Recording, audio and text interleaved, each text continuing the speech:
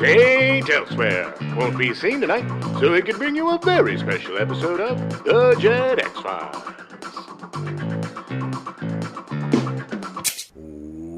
Welcome to The Gen X-Files. I'm Jim. I'm Adam. And today's show is all about It's a mad, mad, mad, mad world. Oh, baby. Oh, man. It's a mad, mad, mad, mad world. Whatever you do, do not read the lyrics to that song. Yeah. It was the 60s. I know. We were very sensitive about other cultures back then. We basically narrowed everything down to 2 or 3 stereotypes. Yeah. And then turned them into jokes. Jokes. Yeah. Yeah. There were Polish jokes. There were jokes about the French. It's funny. You don't hear Polish jokes anymore. Yeah. It was really big when I was little. Well, there was a big Polish lobbyist group. Yeah. Yeah. In the 90s. Well, I'd like to think that we just grew up and became more progressive. Really? Have you seen half of the country? Well, hey, half of us grew up. That's all that matters. That's true. The good half. Oh, my God. I love this movie. This movie, it's probably the first comedy for me that, like, clicked it all. Like, Yeah. I had cartoons. I had Bugs Bunny. Yeah. I had sitcoms and, and stuff and movies and things when I was little. But I just remember seeing this movie so young. Yeah. And it is not a short movie. No. In fact, most people haven't seen the actual length of this movie. And I was riveted, man. It does not feel like it is 3 hours plus long. That movie starts and does not stop. No, it is cut so well. It moves so quickly. It is so good. The pacing, the timing. To make a 3.5-hour comedy with so many moving parts. Yeah. So many different cast members. So many plot lines. Many plot lines. Yeah. And to pull it off in such an amazing way, it's a miracle. Yeah, it's really incredible that it worked at all. Stanley Kramer is a genius when it comes to making films. I mean, making big epic movies, yeah. And this is the only real epic comedy out there. Yeah. I mean, there's been other people trying. There's definitely been stuff coming after this, which we will cover later this month. But yeah, for the most part, it's really the granddaddy of epic comedies. Oh my God! Because it also had every funny human being, just about at the time. Yeah, and just showing up for a second. It still holds up today. I still think it's one of the funniest comedies. It totally does. You cannot know who anybody in the movie is, and it's still be one of the funniest things you've seen. The physical comedy, the relationship comedy. Milton Berle and Ethel Merman. Oh my God, are magic. Yeah. Everybody, all the pairings, and the beautiful thing about it is they keep swapping pairs in and out. Yeah, people going with other people and other people and other people, and it's almost done in real time. Yeah. Because it's a race to get from it really to San Diego, basically. And it's almost done. That's why it's 3 hours long. It took a while to drive there. Yeah, or fly. It took longer to fly than drive. But, like I was saying, as a kid, watching this, it was a revelation to me about comedy. And I think watching it again, it really did. It was the origins. That, Mad Magazine, Bugs Bunny. Yeah. These were the origins of my sense of humor, of my comedy. And it was another instance, too, and this is a little, I'm going to get a little deep here, but those of you who listen to the show know that a little bit of a problematic stepfather. Yeah. And he laughed. He loved to laugh, right? Mm-hmm. And this is kind of when I began to realize the power of that, and when I learned how to make him laugh, that was it, man. That was the superpower that I had. The first thing my mind goes to always is the joke. Oh, yeah. Always. Same.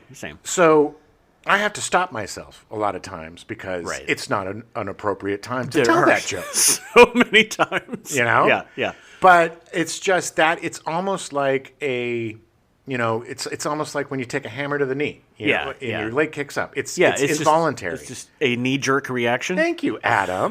You always put my that's the word, the phrase you were looking for, into very cogent terms. But it And I'm sure that probably most of the comedians in this movie probably went through the same Oh, thing. yeah. I mean, I know Jonathan Winters had it rough. Oh, it's armor, you know. I mean, comedy is armor. You know. I mean, I didn't have a stepdad like that, but like I use comedy because I'm weird and socially awkward, and it's easier to make if other people are laughing, then they're not noticing how weird I am. Well, I think you're being hard on yourself. No, I know, but that's in my brain. That's but how as I a think kid, you were probably weird. You know, I mean, I was too. I was very quiet, and like the way that I could talk to people was to make them laugh. You know, always come up with one-liners and things, and like observational comedy and observational humor. It's powerful, and I don't think people realize just how important and powerful being funny is. Yeah, and most people are pretty funny. Yeah, it's always bizarre to me to meet somebody who is not funny at all. Or has no sense of humor. I cannot relate to those people at all. No. I agree. We can't connect because I'll be like, especially if you're making, I don't know, silly jokes. I guess you're not returning that to the library. And they're like, well, why would I return it to the library? This is my book. I don't understand comedy. But this, to bring it back to It's a Mad World. It was the movie that taught me that funny is funny. Yeah. And since this movie is still as funny today as it was, 40, 50, 60 years ago. 60 years ago. Yeah. That just goes to show you that good comedy is timeless. Yes. Good comedy is timeless. Good comedy is timeless. Yes. If you're smart enough to make good comedy, people will still be laughing about it decades later. Yeah, and I also, I knew a lot of these guys in the movie from TV shows, from old reruns, Sergeant Bilko or your shows or, all these guys showed up on Brady Bunch and stuff, and Milton Berle was on everything. And do a lot of variety shows and stuff. Yeah. And my biggest, I don't even know if they were alive back then. My biggest disappointment, because my two favorite comedians of the era were Abbott Costello. Yes. I don't think they were still alive by this point. No, because Laurel and Hardy, they did ask one of them to do it. I think Stan Laurel was still alive, and they asked him to do it, but he refused to perform after Hardy died. Oh. And literally did not perform again after that. That's loyalty. Yeah. Because, Hey, man, I promise not to do another podcast if you pass. I'll do a radio show. Do you think I'm going to die before you? Is that what you think? I don't know. I got something to tell you, man. You're going to murder me? Oh, okay. No. Oh, okay. No. I'm going to murder your hope. The one thing, it's really funny that you were talking about sitcoms, because you could easily take this movie and break it up into like 22-minute chunks, and it would be a season of like a TV show, like a sitcom TV show. Yeah. Like it works that well. Yeah. No. Yeah. It does. But it also, I don't know.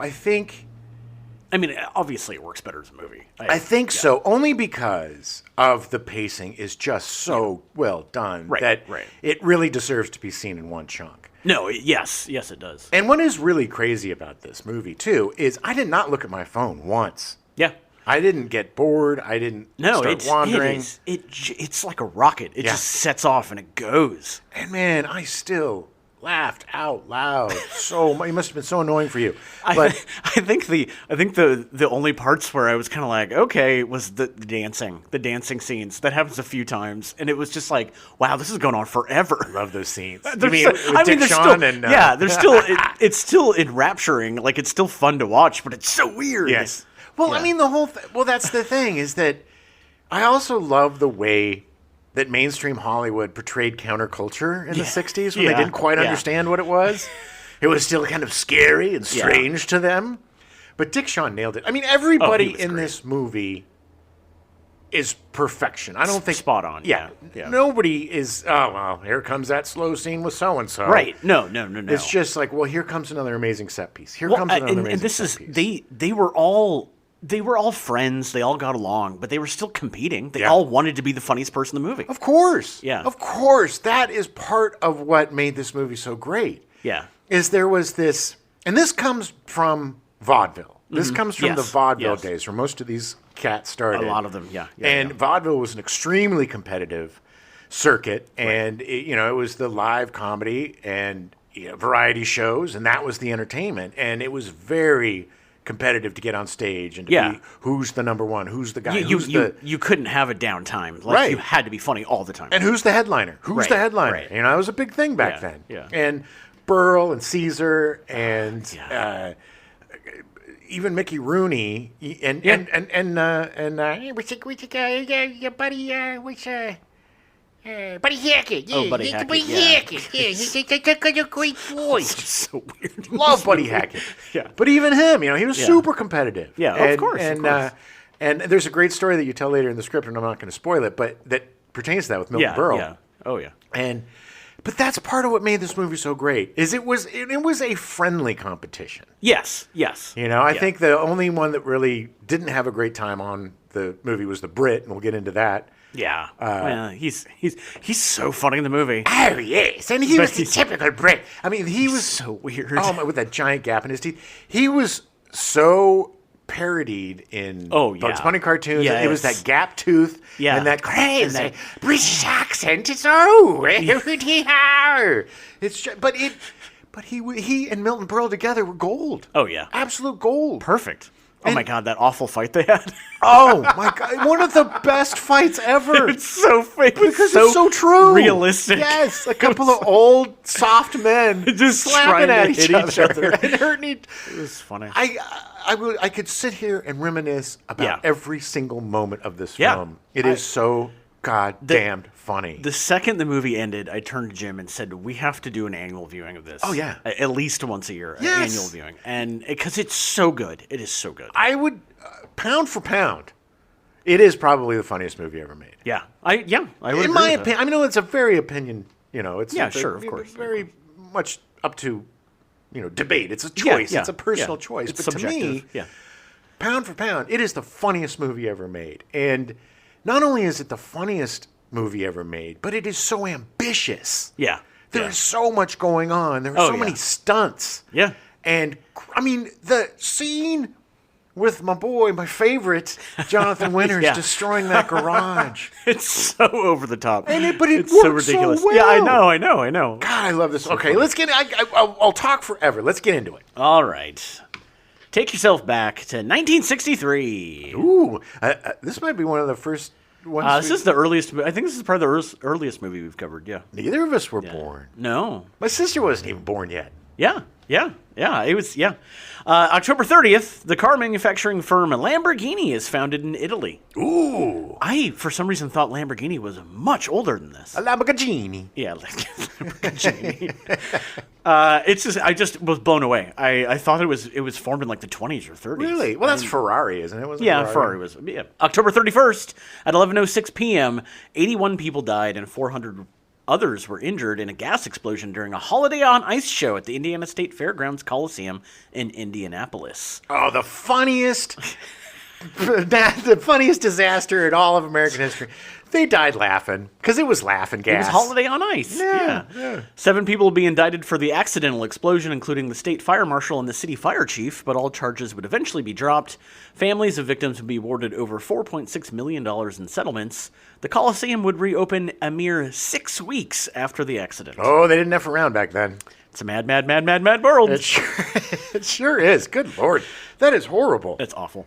November 1st, the Arecibo Observatory, a radio telescope, officially begins operation in Puerto Rico. It would be the world's largest single aperture telescope for 53 years. Oh. On December 1st, 2020, the telescope suffered a massive collapse.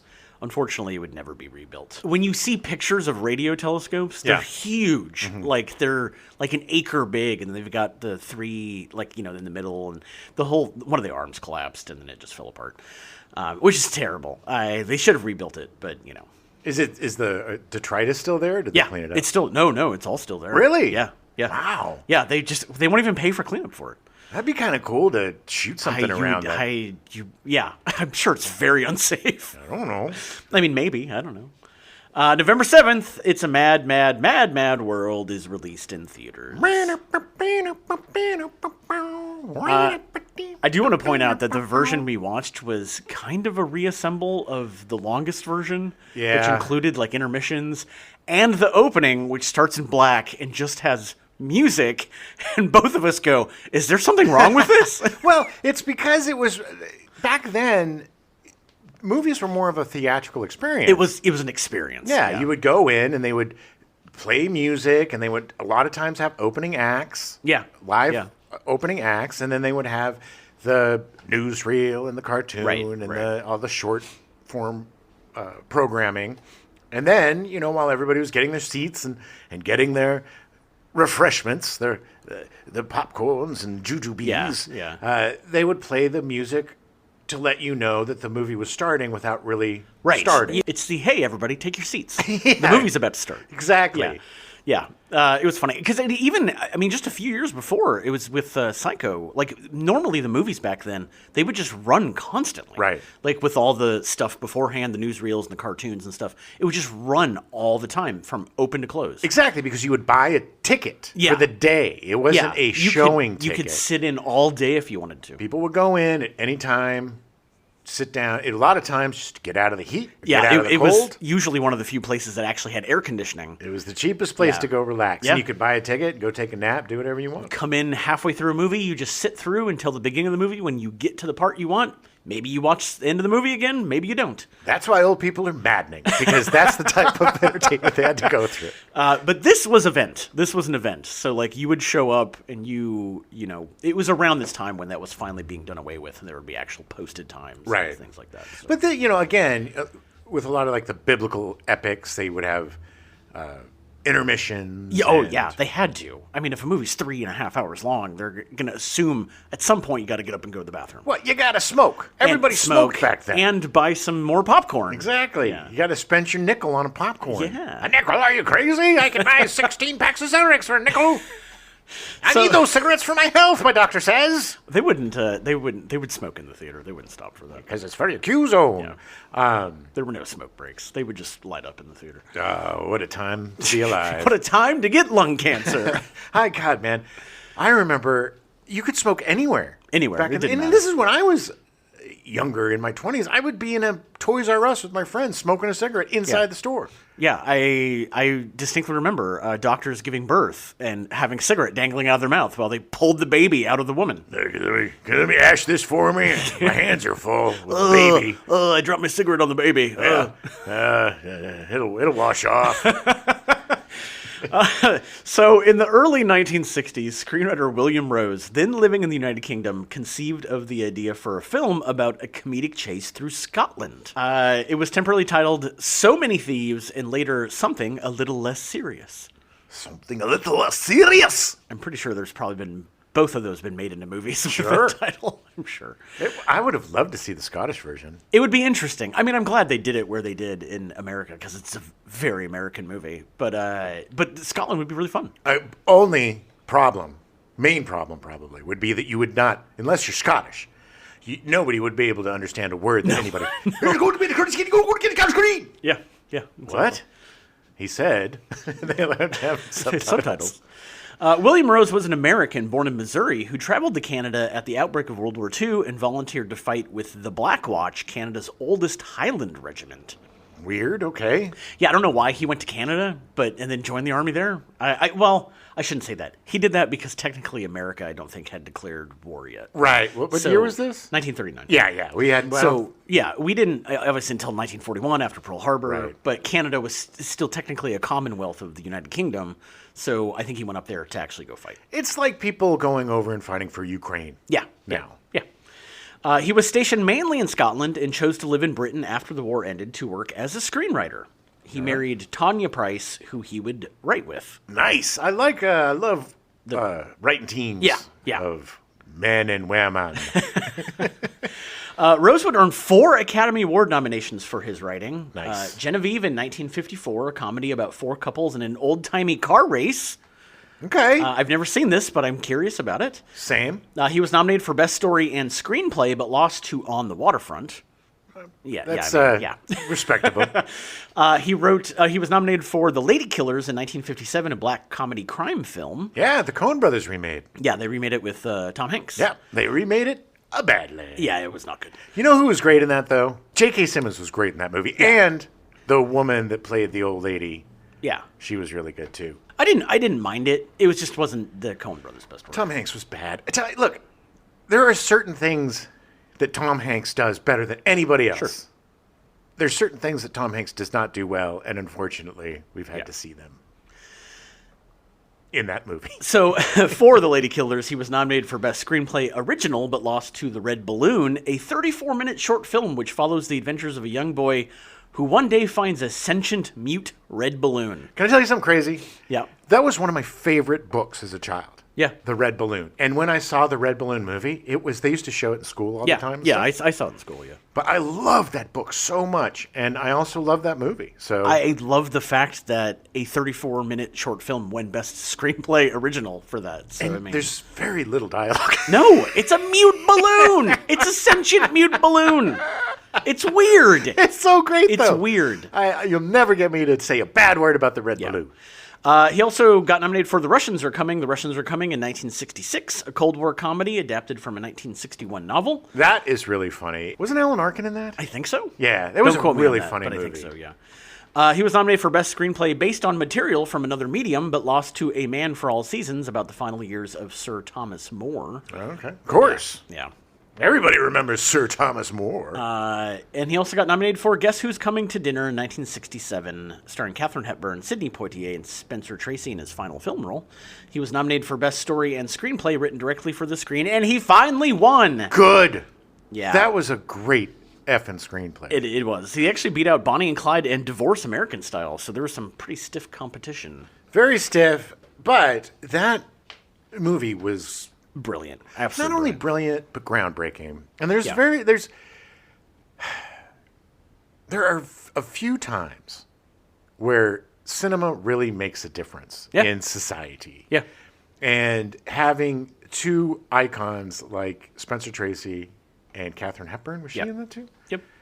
Having Spencer Tracy and Katharine Hepburn star in this movie about interracial love. Their daughter essentially being in love with a black guy. Right. Yeah. Sidney Poitier. Yeah. I mean, the greatest guy ever. One of the greatest actors ever. If my daughter brought home Sidney Poitier, but it was prescient, and I think it went a long way. Just like I think, in a way, Modern Family helped with gay rights and acceptance of homosexuality. Yeah. I'm not saying that it's because of these things, but no, the Jay character arc in Modern Family is brilliant. But I think certain times art can push us over the hump, or help get a lot of people over the hump. And I think that movie was one of the most important films of the 60s. Well, it was directed by Stanley Kramer, who did a lot of those movies. Stanley Kramer, a lot of those movies. He does not get the due. I know. You know? Well, it's just because most of his stuff was the 50s and 60s. Anyway, we'll talk about it. Well, but I'm talking about Howard Hawks and I know. John Ford. We have all these icons, but you don't hear as much about Stanley Kramer, and he's a brilliant director. Absolutely brilliant director. I would say better than most of those other directors, and only because not only does he take difficult material and make it extremely entertaining. I mean, it's a mad, mad, mad world. I would put up against any movie in terms of directing, pacing. Oh yeah. It's a miracle. It is a literal miracle of a movie that even got made. Sorry. So Rose sent an outline to Stanley Kramer, the Hollywood icon, who produced and directed what Kramer called message films, such as The Defiant Ones in 1958 about two escaped prisoners, one white and one black, earning 2 Academy Award nominations for Best Picture and Best Director. It's a really good movie. Yeah. It's a great movie. On the Beach in 1959 about a nuclear war in the Northern Hemisphere and how it's slowly creeping down to Australia. I don't think I've ever seen that. Oh my God, it's so good. Really? The book is so good. The movie is so good. It is...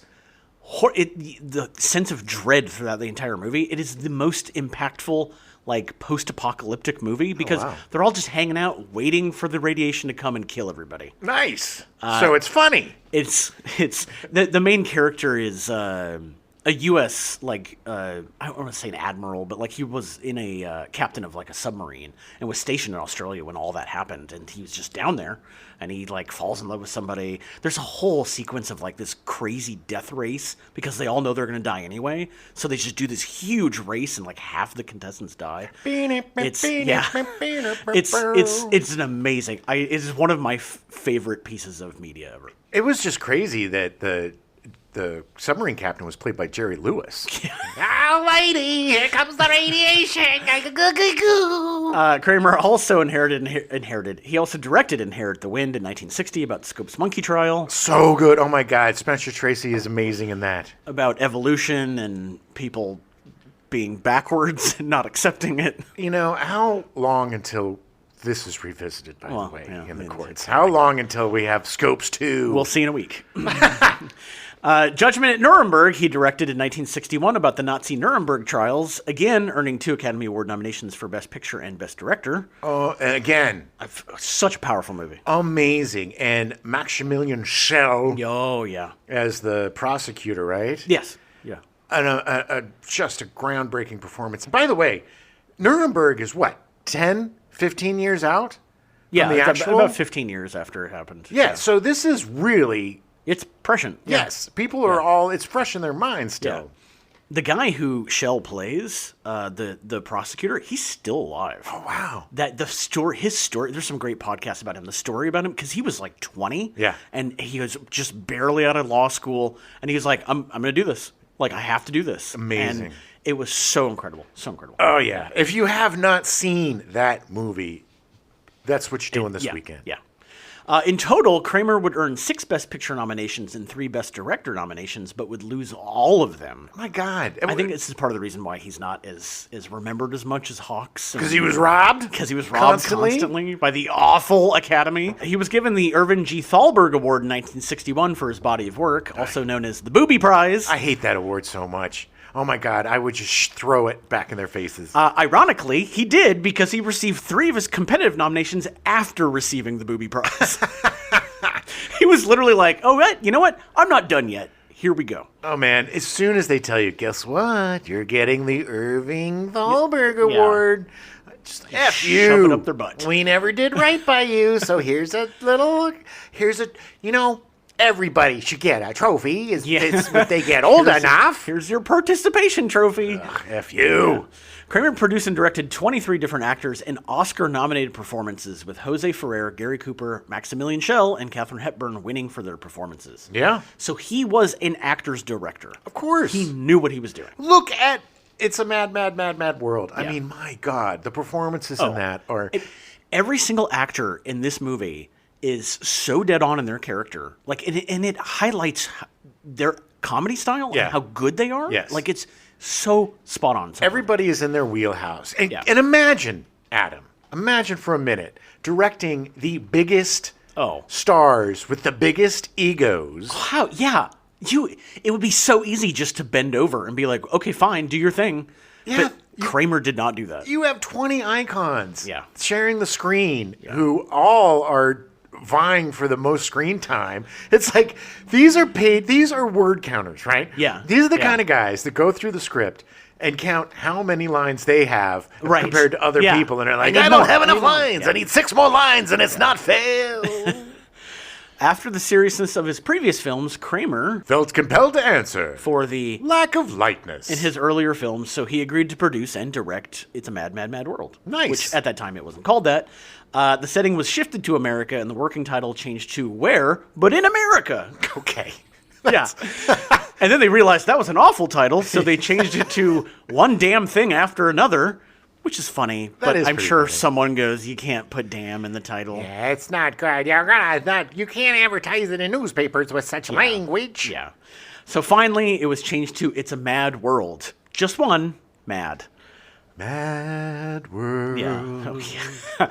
Rose and Kramer added additional mads to the title as time progressed. Kramer considered adding a 5th mad to the title before deciding it was redundant, but noted in interviews that he later regretted it. If I only had that one extra mad, the film would have been perfect. Yeah. But I was too afraid. I was a coward, a mad coward, if you will. So Kramer set out to prove he could direct a comedy and hired the funniest people he could find. And he did. And the first one being the funniest person alive, Spencer Tracy. He was cast as Captain T.G. Culpepper. Tracy was the first male actor to win 2 consecutive Academy Awards for Best Actor from 9 nominations, tied for the most in that category with Laurence Olivier. Oh, wow. Louise Rainier was the first actor to win 2 consecutive acting awards the previous year. It was actually a woman to win 2 consecutive acting awards. Who remembers who she is anymore? I honestly don't know who she is, so apparently no one. Oh, that sounds bad. I'm sure she's fantastic. She had to be good. I mean, decent. Well, yeah. It is the Academy. Well, that's true. 8 of his acting nominations came before It's a Mad, Mad, Mad, Mad World, so the cast was in awe of Spencer Tracy and spent much of their time between scenes keeping him amused. All right, everybody, you gotta keep Tracy amused. If he doesn't amused 100% of the time, he loses his shit. So if he's not amused, it's on you, Rooney, and you, Hebson. I think that Tracy was always very serious, so I think all of the comedians were trying their damnedest just to make him laugh. What a great... It was like, if I break him, then I win. Yeah. Well, I mean, Tracy was also, he was in Inherit the Wind. He was in a lot of very important movies. Yeah, he was a serious actor. Yes. Yeah. He was a very serious actor. Mickey Rooney and Buddy Hackett delighted him with off-color takeoffs on Boys Town, in which Rooney had co-starred with Tracy. Oh, that's funny, guys. Now get away from me. Jonathan Winters would improvise entire movies while impersonating Tracy and Katharine Hepburn. Oh, I would have loved to see that. Oh my God, that would have been fantastic. Tracy's adult life of alcoholism, smoking cigarettes, taking pills, and being overweight left him in poor health by the time he reached his 60s. Spencer Tracy worked on the film a total of 9 days. Aware of Tracy's poor health, director Stanley Kramer allowed him to work for only 3 or 4 hours a day and did not let him appear in any of the desert exterior scenes. Yeah, I wonder what it was with Tracy. I wonder what it was that was making him so miserable. Because he was an alcoholic and he smoked. And No. I know, but I'm saying what was behind that. I'm just saying. Well, part of it is the whole Katharine Hepburn thing. Sure. He had a secret affair for 27 years. Yeah. That can really wear on you. Especially when you're that in love with somebody and it's like, well, I can't really talk about it. Right. That would eat away at me. It's just he succumbed to so many different vices. Yeah. It just makes me think that there was a lot going on. A stunt double was used in a few action scenes, including the chase scene where he runs up the building stairs. Yeah, if you watch that closely, you never see his head. It's pretty obvious. But they did a good job. It's just they get him 3/4 up the stairs, and then people behind him. It was shot well. Yeah. In fact, of the 100 or so registered stuntmen in America at the time, almost 80 worked on this movie. Yeah. The stunts, again, are amazing. Yeah. And it's all practical stuff. People actually flying planes and floofing around. Floofing around. Floofing around, baby. That's an official stuntman term. Excuse me, you have to pay me extra if I floof around. Yeah, and they're destroying. There were so many stunts. So many car stunts, so many plane stunts, so many It was a lot. fight stunts. It was a good action comedy, yeah. Usually a very disciplined performer who liked to know exactly what was going to happen in each scene before he shot it, he quickly warmed up to the more improvisatory approach of the various comics cast in the film. I imagine that this must have just been a joy for Tracy. Oh, because yeah. he's not carrying the film. No, he's not. He's essentially kind of even though he's the main character, he's a supporting character. Yeah, he's just kind of the glue that keeps everything together. Yeah, He's the center of everything revolving around. Right. And the scenes, and a lot of his scenes are just him by himself on the phone with his daughter. Yeah. And then somebody coming in, hey, Chief, what's going on? Yeah, or he looks at the map and then yells at somebody to go do something, and then, But it seems that he was having a lot of fun on this film. And especially when he got to be with the other actors. And it's just I would think that having the gravitas that Spencer Tracy had also probably weighed on him a bit because sure. When you're somebody like him or John Wayne, somebody who's iconic and has a persona to live up to. Right. But John Wayne wasn't the toughest man in the world. Not the character he portrayed in movies. He's a soft actor. Yeah. Let's be honest. And Tracy had all, Inherit the Wind and all of these really iconic and important roles of the time. So I guess for him just to be able to...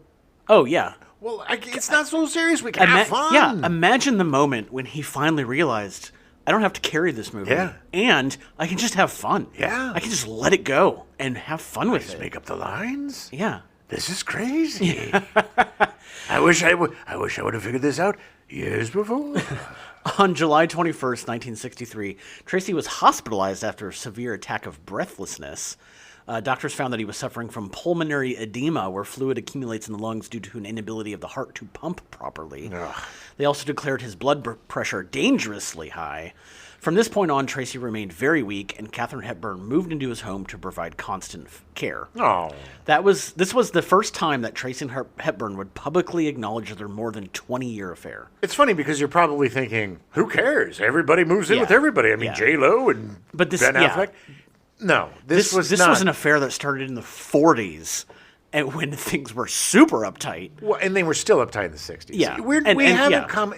By 64, we haven't come to the sexual revolution. We haven't come to ERA. We haven't come it was to still... Yeah. The social change that was just around the corner. I mean, this was literally around the time when the Beatles were starting, and people thought they were the devil. Right. Like, it's like the Beatles. And their hair was too long. They sang Love Me Do, and they thought they were Satan. Like, yeah. But yeah, you could not have an affair. You could not get divorced. No. You know, whenever that happened, it was just such a huge scandal. It was unfortunate for Hepburn and Tracy because they met at the wrong time. Yep. Like, if they had met sooner, then neither of them would have been involved with anybody else. They would have been, it's finding that soulmate when it's just a little too late. In January 1965, he was diagnosed with hypertensive heart disease and also began treatment for a previously ignored diagnosis of type 2 diabetes. Good God, Tracy. Yeah. He almost died in September of 1965. A stay in the hospital following a prostatectomy resulted in his kidneys failing, and he spent the night in a coma. He got his prostate removed? Yes. Oh. His recovery the next day was described by his attending doctor as a kind of miracle. Tracy spent most of the next 2 years at home with Hepburn, living what she described as a quiet life, reading, painting, and listening to music. Nice. Yeah. On June 10th, 1967, 17 days after completing what was his last film role in Guess Who's Coming to Dinner, Tracy awoke at 3 a.m. to make himself a cup of tea in his apartment in Beverly Hills. Hepburn described in her autobiography how she followed him to the kitchen. Just as I was about to give the door a push, there was a sound of a cup smashing on the floor. Then clump, a loud clump. She entered the room to find Tracy lying dead from a heart attack at the age of 67. Oh, that's young. And, it's so sad for her to be the one to find him. Yeah. Oh, you old pope, get up, you old pope. How could you do this to me? Yeah. How am I supposed to go on? He would receive his final Best Actor nomination posthumously from the Academy for his role in Guess Who's Coming to Dinner.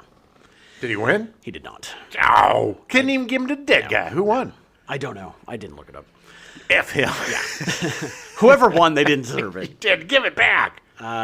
So they cast Milton Berle as J. Russell Finch. Oh, J. Russell Finch. As the host of NBC's Texaco Star Theater, which ran from 1948 to 1953, he was the first major American television star and was known to millions of viewers as Uncle Milty and Mr. Television during the first golden age of television. He was television's first huge star. Yeah, oh yeah. The biggest star on TV.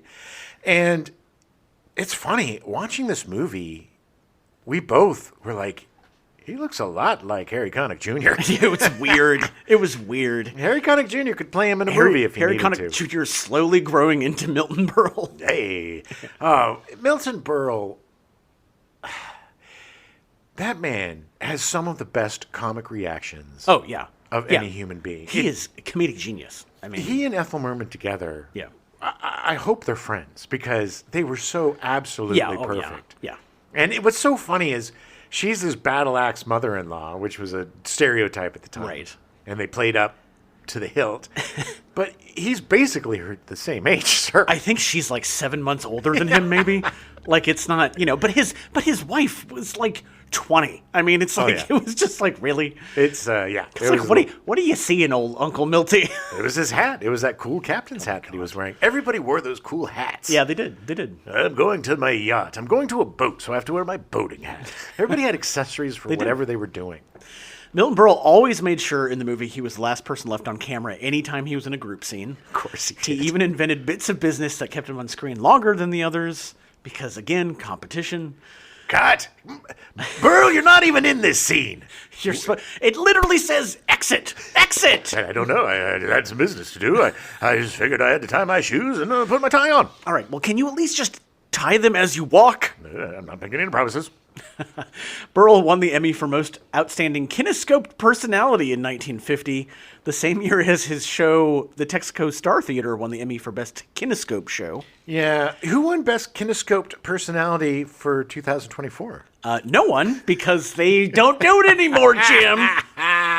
This is just like going through, I was going to mention this earlier, but going through William Rose's nominations for writing. They have changed the writing categories like 18 times since it came out. That's crazy. Because it was like not a best adapted screenplay, but best original and best original from other sources, or best story. Best story was a long thing for a long time. And then best screenplay. How are best story and best screenplay different? I don't know. Well, because maybe the story of the movie is more interesting than the actual writing of it. Yeah, anyway, it's changed a lot over the time. And obviously, Emmys for kinescopes don't exist anymore. Well, that sucks. He was twice nominated for Emmys for his acting in 1962 and 1995. In 1979, Berle was awarded a special Emmy Award titled Mr. Television. That's me, Mr. Television. Berle guest starred as Uncle Leo in the Keenan and Kel special Two Heads Are Better Than None, which premiered in 2000. This would be his last acting role. He was very proud of that one. Yeah, I'm sure. I just can't believe it was 2000. Like, he looked like he was 60 in this movie, and it was 40 years before that. Well, people smoked and drank a lot back then. That's true. And he also had a reputation for exposing himself to people. Yes. Now, he... and an Arnold Palmer-sized Johnson. He was well endowed as He was, very historically mythologized, very well endowed Milton Berle. But he would take it out. And he would do that in front of mixed company as well. Of course he would. There's a Saturday Night Live story about him doing that on the set. But yeah, Berle was a wiener flasher. He was a weirdo. I just think it was just so enormous that he just couldn't contain it. I think it just found its way out. I think he knew that people would just laugh because it was so huge. They were like, I'm going to break the ice. Literally. On March 27, 2002, Berle died in Los Angeles from colon cancer. He died on the same day as Dudley Moore and Billy Wilder. Damn, that was a sad day. That was a bad day for Hollywood. Bad day for comedy. Bad day, yeah. My God. Yeah. Sid Caesar as Melville Crump. Caesar was best known for two pioneering 1950s live television series, Your Show of Shows, running from 1950 to 1954, which was a 90-minute weekly show watched by 60 million people. Yes. Huge. Your Show of Shows and its cast received 7 Emmy nominations between the years 1953 and 1954 and tallied 2 wins. This was the most popular sketch comedy show probably of all time. Yeah. Mainly because there wasn't a lot of competition. No, I mean, there was one other show happening at the time. It doesn't matter. 60 million people It's a lot. is insane. Those are Super Bowl numbers these days. Yeah. Oh, yeah. Yeah. You know, More Super Bowl than doesn't even Super get Bowl. No, that. the Super Bowl now gets maybe 25. But it was because not only was he absolutely hilarious, a comic genius, a very underrated comic genius. Yeah. But he had some of the best writers in the business working for that show. Yeah, he did. And performers. Oh, yeah. Oh, yeah. That was followed by its successor, Caesar's Hour, which ran from 1954 to 1957. Among the writers who wrote for Caesar early in their careers were Mel Brooks, Neil Simon, Larry Gelbart, Carl Reiner, Michael Stewart, Mel Tolkien, Lucille Callan, Selma Diamond, and Woody Allen. Yeah, I mean, funny, amazingly funny people. Yeah, at the prime of their funny, too. Yeah, yeah. The scene where Melville accidentally knocks the blowtorch into the stairs with the sledgehammer took 86 takes to get it just right. And they did. And that's the thing. They did get it just right. They did. And you think, 86 takes, that's crazy. But they didn't have like a little filament to pull it to the side. It had to be done. He had practically. to do it as he was, yeah. And it worked perfectly. That's the thing that makes Stanley Kramer a genius, is he took that many takes because he knew the gag had to be right. Had to be right. And it had to look real to be right.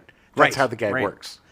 He played Coach Calhoun in Grease and its sequel Grease 2 and appeared in Silent Movie in 1976, History of the World Part 1 in 1981, Cannonball Run 2 in 84, and Vegas Vacation in 1997. The sad thing about these guys, like he and Milton Berle, Buddy Hackett, Mickey Rooney to some extent, is that these guys were the stars. They were the biggest stars in the country. And they were pretty wildly forgotten as they got older. Yeah. And that's such a shame. And I mean, I knew Sid Caesar from Grease. Sure, most people did. Had zero idea that he had a huge career before that. One of the hugest. Yeah. And a pioneer in sketch comedy, a pioneer in comedy. And these guys, they took, what was in vaudeville and morphed it and changed it and basically created television. Yeah, they created like late night talk talk shows. They created the medium of television and comedy sketch shows. Yeah, and they created what we know TV as today. Because when TV started out, a lot of it, as we've talked about before, were just putting on plays. Yeah, Studio 56 or Playhouse 90 or let's just add in. Okay, this did well. We'll put it on TV. Right, because every time there's a new medium, it just kind of, people don't know what to do with it.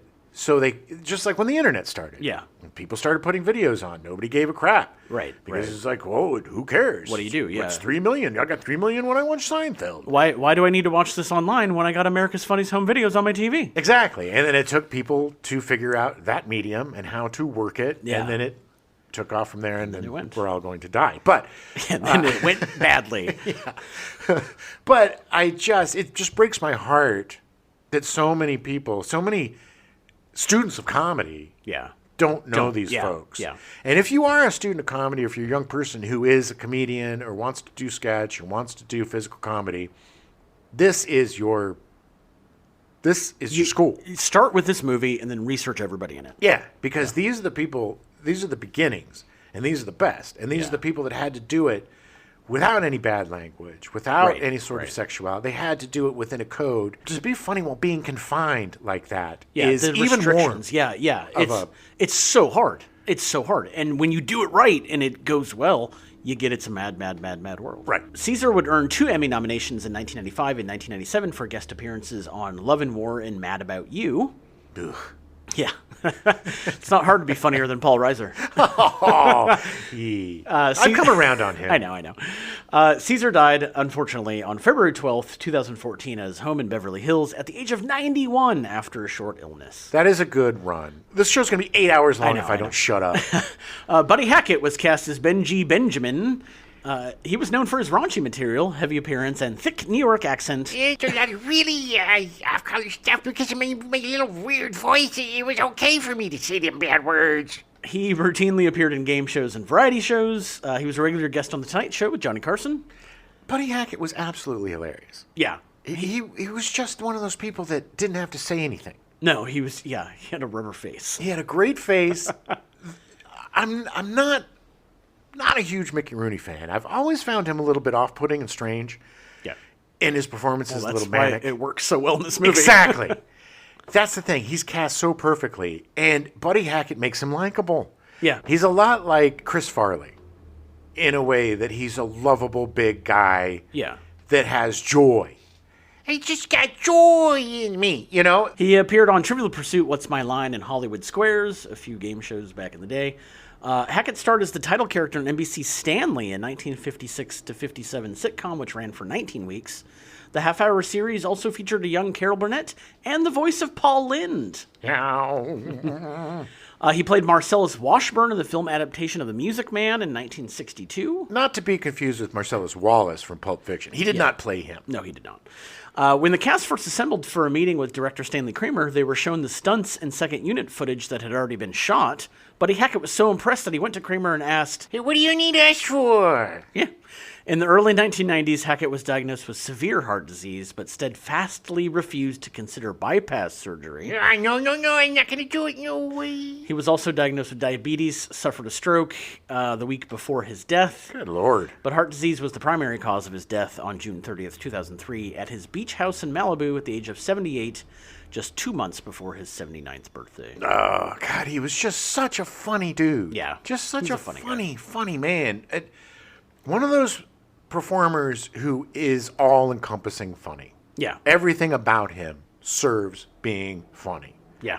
And there's few people like I said, you got Chris Farley, you got John Belushi, you got certain people like that. Yeah. Not just because they're chubs, No. but because they have that. There's a certain grace to those actors. The bigger actors with a grace to their physical comedy. And I think that Buddy Hackett was a very graceful man. Yeah. And it made his comedy, and especially his physical comedy, even that more powerful. Yep.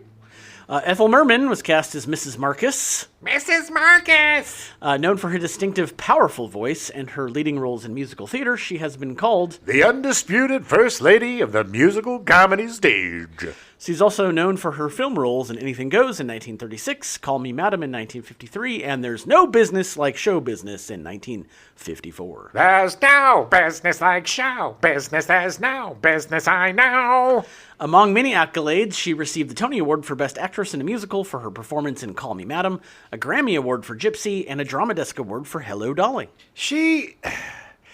There's no performer like her. Her voice was so iconic. Her singing and her talking voice. Yeah. And her, again, an actor who wasn't afraid to make a fool of herself, not afraid to be the butt of the joke. Yeah, I mean, like we said, she's the same age as Milton Berle, who's calling her an old battle axe. Talking about her like she's 67 years old. And her reactions are just gold in that movie. Oh, she's so... I'm going to get my son after you. You're going to get me gay. No matter... Literally everybody makes fun of her in this movie, and she just rolls with all of it. The scene with Milton Berle, her, and Terry Thomas, where she puts the keys down the front of her shirt. Yeah. And they both look at each other, and they're like... Oh, no, you're not going to do that to me. You're not going to do that. You get away from me. And they grab her, and they turn her upside down. Literally shake her upside down. Well, I thought they were going to put their hands down, but they couldn't do that at the time. That would have been a little bit too salacious. Too much. But just the way she plays it, it's just, she is game, man. I love actors that aren't afraid to poke fun at themselves. Yeah. You know? Yeah.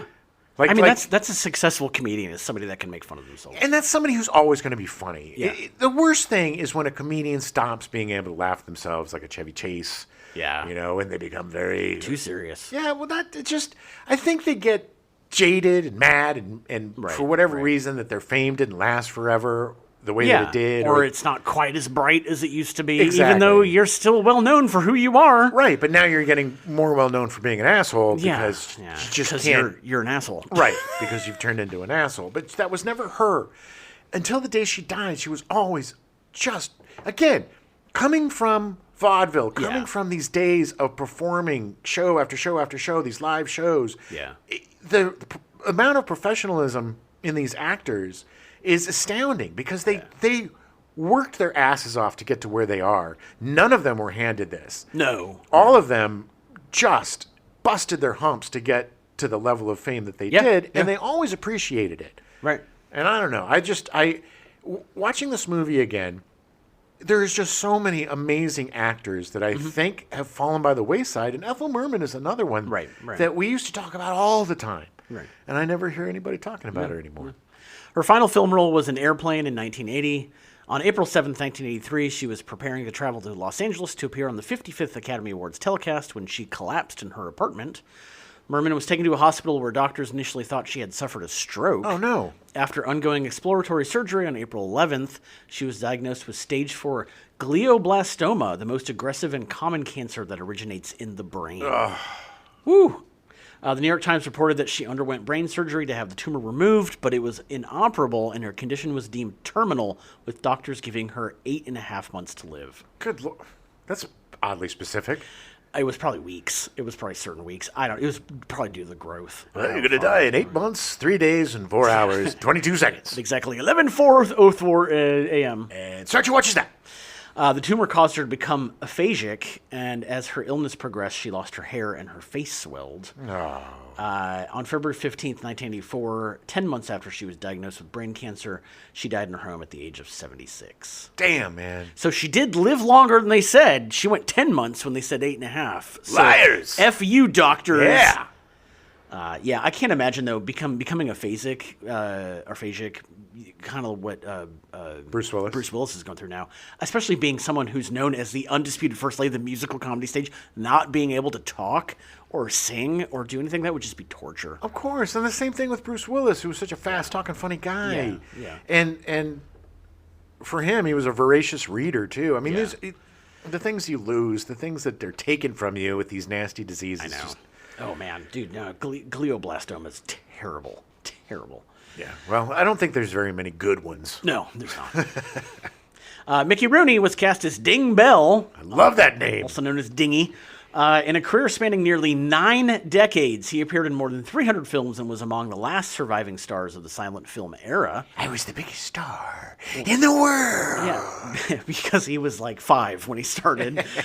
He was the top box office attraction from 1939 to 1941 and one of the best paid actors of that era. Oh, yeah. He and Judy Garland ruled the roost. Oh, yeah. And at the height of a career marked by declines and comebacks, Rooney performed the role of Andy Hardy in a series of 16 films in the 30s and 40s that epitomized the mainstream United States self-image. He was just the good old American boy. Yeah. Yeah, he was. I had a friend, and we didn't realize this until we started watching some early Mickey Rooney stuff. He looked exactly like a young Mickey Rooney. Oh, really? And he did not like that. And we made fun of him a lot for being a young Mickey Rooney. The roles of Melville and Monica Crump were originally larger roles written for Mickey Rooney and Judy Garland. Oh. When production of the Judy Garland show ran into trouble, Garland had to turn down the part. No. So Rooney was recast as Dingy Bell. Okay, good to know his full name was Dingy. Dingy, yeah. His final film role was in Night at the Museum, Secret of the Tomb, which came out, I think, in 2014 or 2013. Rooney died of natural causes, including complications from diabetes, in Studio City on April 6, 2014, at the age of 93. Yeah, wow. I thought he was older than that. Honestly, I thought he was really? 100. I remember him. He was so odd He was toward the weird. end of his life. Yes, he got super weird. And that quote I said, I was the biggest box office star in the world. Yeah. That's an actual quote from him, I think from a Howard Stern interview. Yeah. But he was just... He was weird. But I think about it, though, man. You, from 5 years old to 93... Well, that's just it. 80-something years in the business. He was a huge... I mean, at the age of like 7 or 8, he was huge. Yeah. And then he had his first career decline when he was like 14. Yeah, it's crazy. Like, it's like, what? And then he came back when he was like 20. He basically spanned the Yeah. beginning of effing show business. Yeah. He was pretty much movies and TV. And I get it. Again, it would be weird to just... I can imagine going from being the biggest star in the world or the country or whatever it is. Yeah. And then not, and then yes, and then not, and then not. Yeah. Then totally forgot, and then brought back. And then kind of, yeah. His career is just fascinating. The one thing that I remember the most about him, I think it was Babe 2, was it? Pig in the City? Yeah. That he was in? He was in one of the Babe movies. I'm pretty sure it was Babe 2. I just remember that performance being super creeps and very unsettling. He's weird. He was weird. He was amazing on The Simpsons, though. Oh, yeah. And another guy who would poke fun at himself. I mean, on The Simpsons, watch his episodes on The Simpsons. They're magic. He's totally making fun of himself. Oh, yeah. Playing up to the weirdo, reputation that he had. Yeah. So God love him. I mean, more power to him, man. He rolled with it. You can't have a career for 9 decades. No. And not be able to adapt and roll with the punches. Well, plus you grew up, lived, and died in Hollywood. He never really had much of a normal life. No, never. And that was back when being a child star was super precarious. Oh, man. yeah. There were no labor laws. There were no laws protecting your money. No. There were, predators were abound then, too. Yeah. Oh, yeah. So just think about the lawlessness of the time. It's just, that guy, If he has a biography, I need to read it because I'm sure he's got some of the greatest stories. Oh, yeah. In all of Hollywood. Yeah. Dick Shawn was cast as Sylvester Marcus. One of my, and this is a hard thing to say. One of my favorites in this movie. I know. I just love the first 3 scenes he's in. He's just like, yeah. Just watching the girl. Yeah, baby, so baby, weird. yeah. While she's just dead eyes. Yeah, do it, baby. Yeah, do it, baby. Yeah. Weird. So weird. Shawn was a prolific supporting actor and character actor, appearing in many TV shows like The Ed Sullivan Show, The Eddie Fisher Show, and General Electric Theater. General Electric Theater presents The Beginning of Time. Yeah. Dick Shawn as a caveman. Dick Shawn as Adam. Yeah. His final film role was in Rented Lips in 1988, directed by Robert Downey Sr., also starring Robert Downey Jr., Martin Mull, and Jennifer Tilly. Yeah, the film was so bad that he killed himself. Yeah. Wow. On April 17th, 1987, during a performance at UC San Diego, Shawn suffered a heart attack and collapsed face down on the stage. The audience initially assumed that it was part of his act. See, this is the thing, man.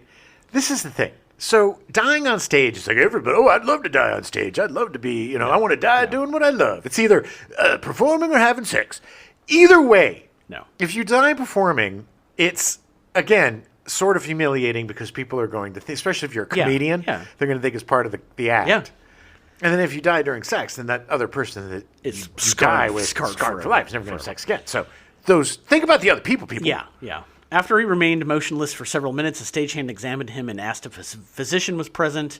After CPR had been initiated, the audience was asked to leave the auditorium. Most in attendance remained, assuming it was still part of Shawn's act. No, I've seen this before. They only left after paramedics arrived. I've seen this. This is great. He pretends like he's dead for like 20 minutes, okay? And they get the guy up there, and he's like, is there a doctor in the house? And then there's usually a guy comes up, and he's like, I'm a doctor, and then they do a bit or whatever. But this one's taking a long time. I don't know why it's taking an hour and a half, but I'm going to stay around for the punchline. A notice in the following day, San Diego Union newspaper announced that Shawn had died during the performance at the age of 63. So young. Yeah, that's super young. So young, but So that's just sad. The thing about this movie is everybody has a moment or moments, but nobody steals focus from the movie. No, right? No. It's all in support of the film. Dick Shawn is mostly on his own. Like he does the he's got the bits with the girl, which are hilarious. But then it's just him. I'm coming, Mama. Yeah, driving. I'm coming, Mama. I'm coming. And then just when Ethel Merman calls him, it's just like Sylvester, listen, shut up and listen. Well, Mama, they hurt you, Mama. I'm coming for you. Yeah. No, What did he do? No, listen. Oh, I'm gonna come for you, Mama. I'm gonna come for you, Mama. Oh, he's coming. Oh, Sylvester, he's so stupid. I usually don't like that kind of mix-up comedy.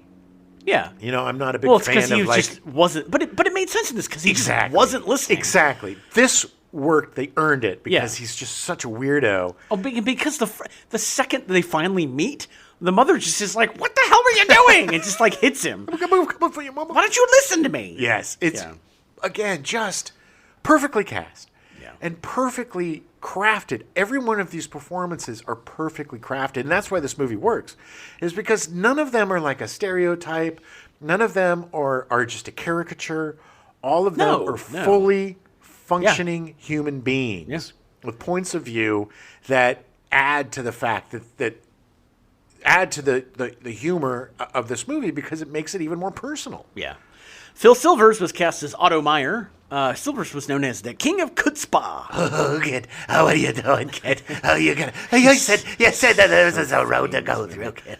He achieved a major popularity when he starred in the Phil Silvers Show, a 1950s sitcom set on a U.S. Army post in which he played Master Sergeant Ernest Ernie Bilko. Oh, yes, and they made a horrible movie with Steve Martin called Sergeant Bilko. That was such a bad remake. It was not. It was no Phil Silvers. He was a winner of 2 Primetime Emmy Awards for his work on the Phil Silvers Show and 2 Tony Awards for his performances in Top Banana and A Funny Thing Happened on the Way to the Forum. And he's so good in this movie. Oh, God. Like, it's so obvious that he's skeezy and bad. But he's so good. Nobody plays schemy and skeezy and likable more than Phil Silvers. Yeah, always know. Oh, he's got something. Come on, kid. You know where there's another way to get out of here. Come on, kid. Oh, you're messing with me, kid. Oh, I'm gonna get you. Oh, if I'm gonna punch you in the The funny thing, because the river where they shot that was the Kern River, where I go camping quite often. Oh, nice. Yeah. Where he drives the car into the river. And funny enough, he nearly died because he couldn't swim. Really? When he drove that car in, and that whole him going down, like that was him in that car, and he almost died. Why didn't he tell people? He committed to the bit. I don't care if it kills me, as long as it's funny. That's the commitment from these guys. That is exactly. If it kills me, as long as we get the joke. You got it on. You got the shot. That's all. What was that movie that we? I think it was. Oh no! It was Name of the Rose, where the guy got hit, and he's like, "Did you get the shot? Because I'm gonna die anyway." When he almost caught on fire. Yes. Yeah. Phil Silvers held regular crap games on the set. Stanley Kramer once said that Silvers was the biggest gambler he had ever seen in or out of Las Vegas. That does not surprise me. No. He just looks like a guy. Blow on these for me. I got some dice. Let's go play some craps. And craps too. Like, who plays craps? Because it was easy to play. I mean, it was you just had dice. So are cards, but I'm just it's just so funny. I've never heard. He probably always just had dice in his pocket. Hey, you guys want to play some craps? It's for $100 come on. There was always like impromptu crap games in movies. Well, and also, all these guys are Vegas performers. So you know all of them are carrying dice and cards. And of course. Milton Berle said in an interview that Silvers lost the most money during the craps games. Kramer allowed the gambling on set because it kept everyone nearby and allowed him to use any of them at a moment's notice. That's so smart. It's so brilliant. Yeah, because should we really have them gambling on set? Yes. Yeah, because then it won't be gambling off set. Because then I don't have to go find him in a bar somewhere. And it just seems so in personality with him to lose. Oh, yeah.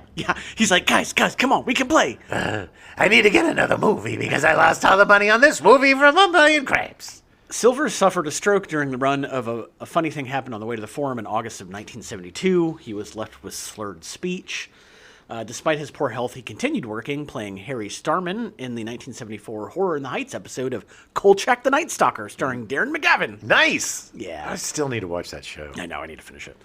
Silvers played the cab driver Hoppy in Neil Simon's send-up of hard-boiled detective films The Cheap Detective in 1978, which starred Peter Falk. Yes. So good. That was like an unofficial sort of pseudo sequel to Murder by Death. Yes. His final appearance was in an episode of Chips entitled Hot Date in 1983. On November 1st, 1985, Silvers died in his sleep in Century City at the age of 74. His last words were, why did it have to be Chips? Why did my last role have to be Chips? Are you sure it wasn't one more craps game? Just one more. Just one more roll of the dice. Terry Thomas was cast as Lieutenant Colonel J. Algernon Hawthorne. Yes. The most British name ever. The role of Colonel Algernon Hawthorne was originally written for Peter Sellers, but he asked for too much money and the role went to Terry Thomas. Which is fine. I think I love Peter Sellers, but I don't think Peter Sellers would have worked as well in this movie. I feel like it would have been Peter Sellers trying to play Terry Thomas. Mm-hmm. Like, it just would have been a little too much. He still would have been great. I mean, he would have, yes. I'm picturing him right now, and he would have been great. Yeah. I mean, he was a genius. He was an absolute genius. He was. Terry Thomas was an English character actor and comedian who became internationally known through his films during the 50s and 60s.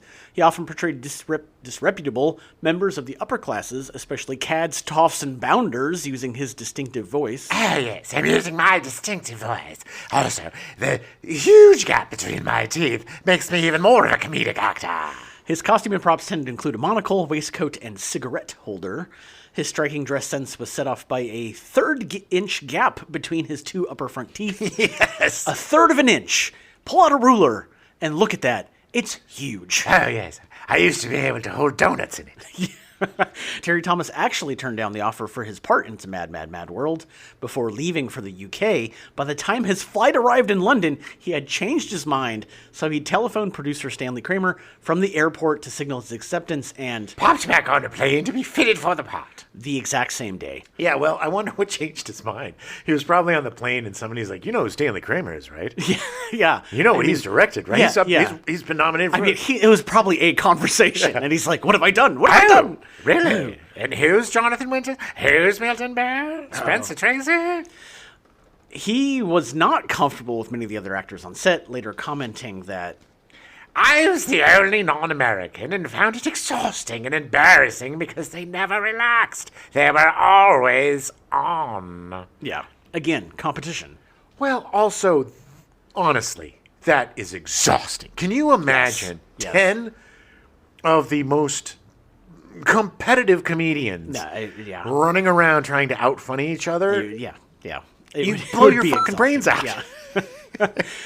Yeah. Terry Thomas was diagnosed with Parkinson's disease in 1971, but fearing the condition would affect offers of work, he did not make the news public.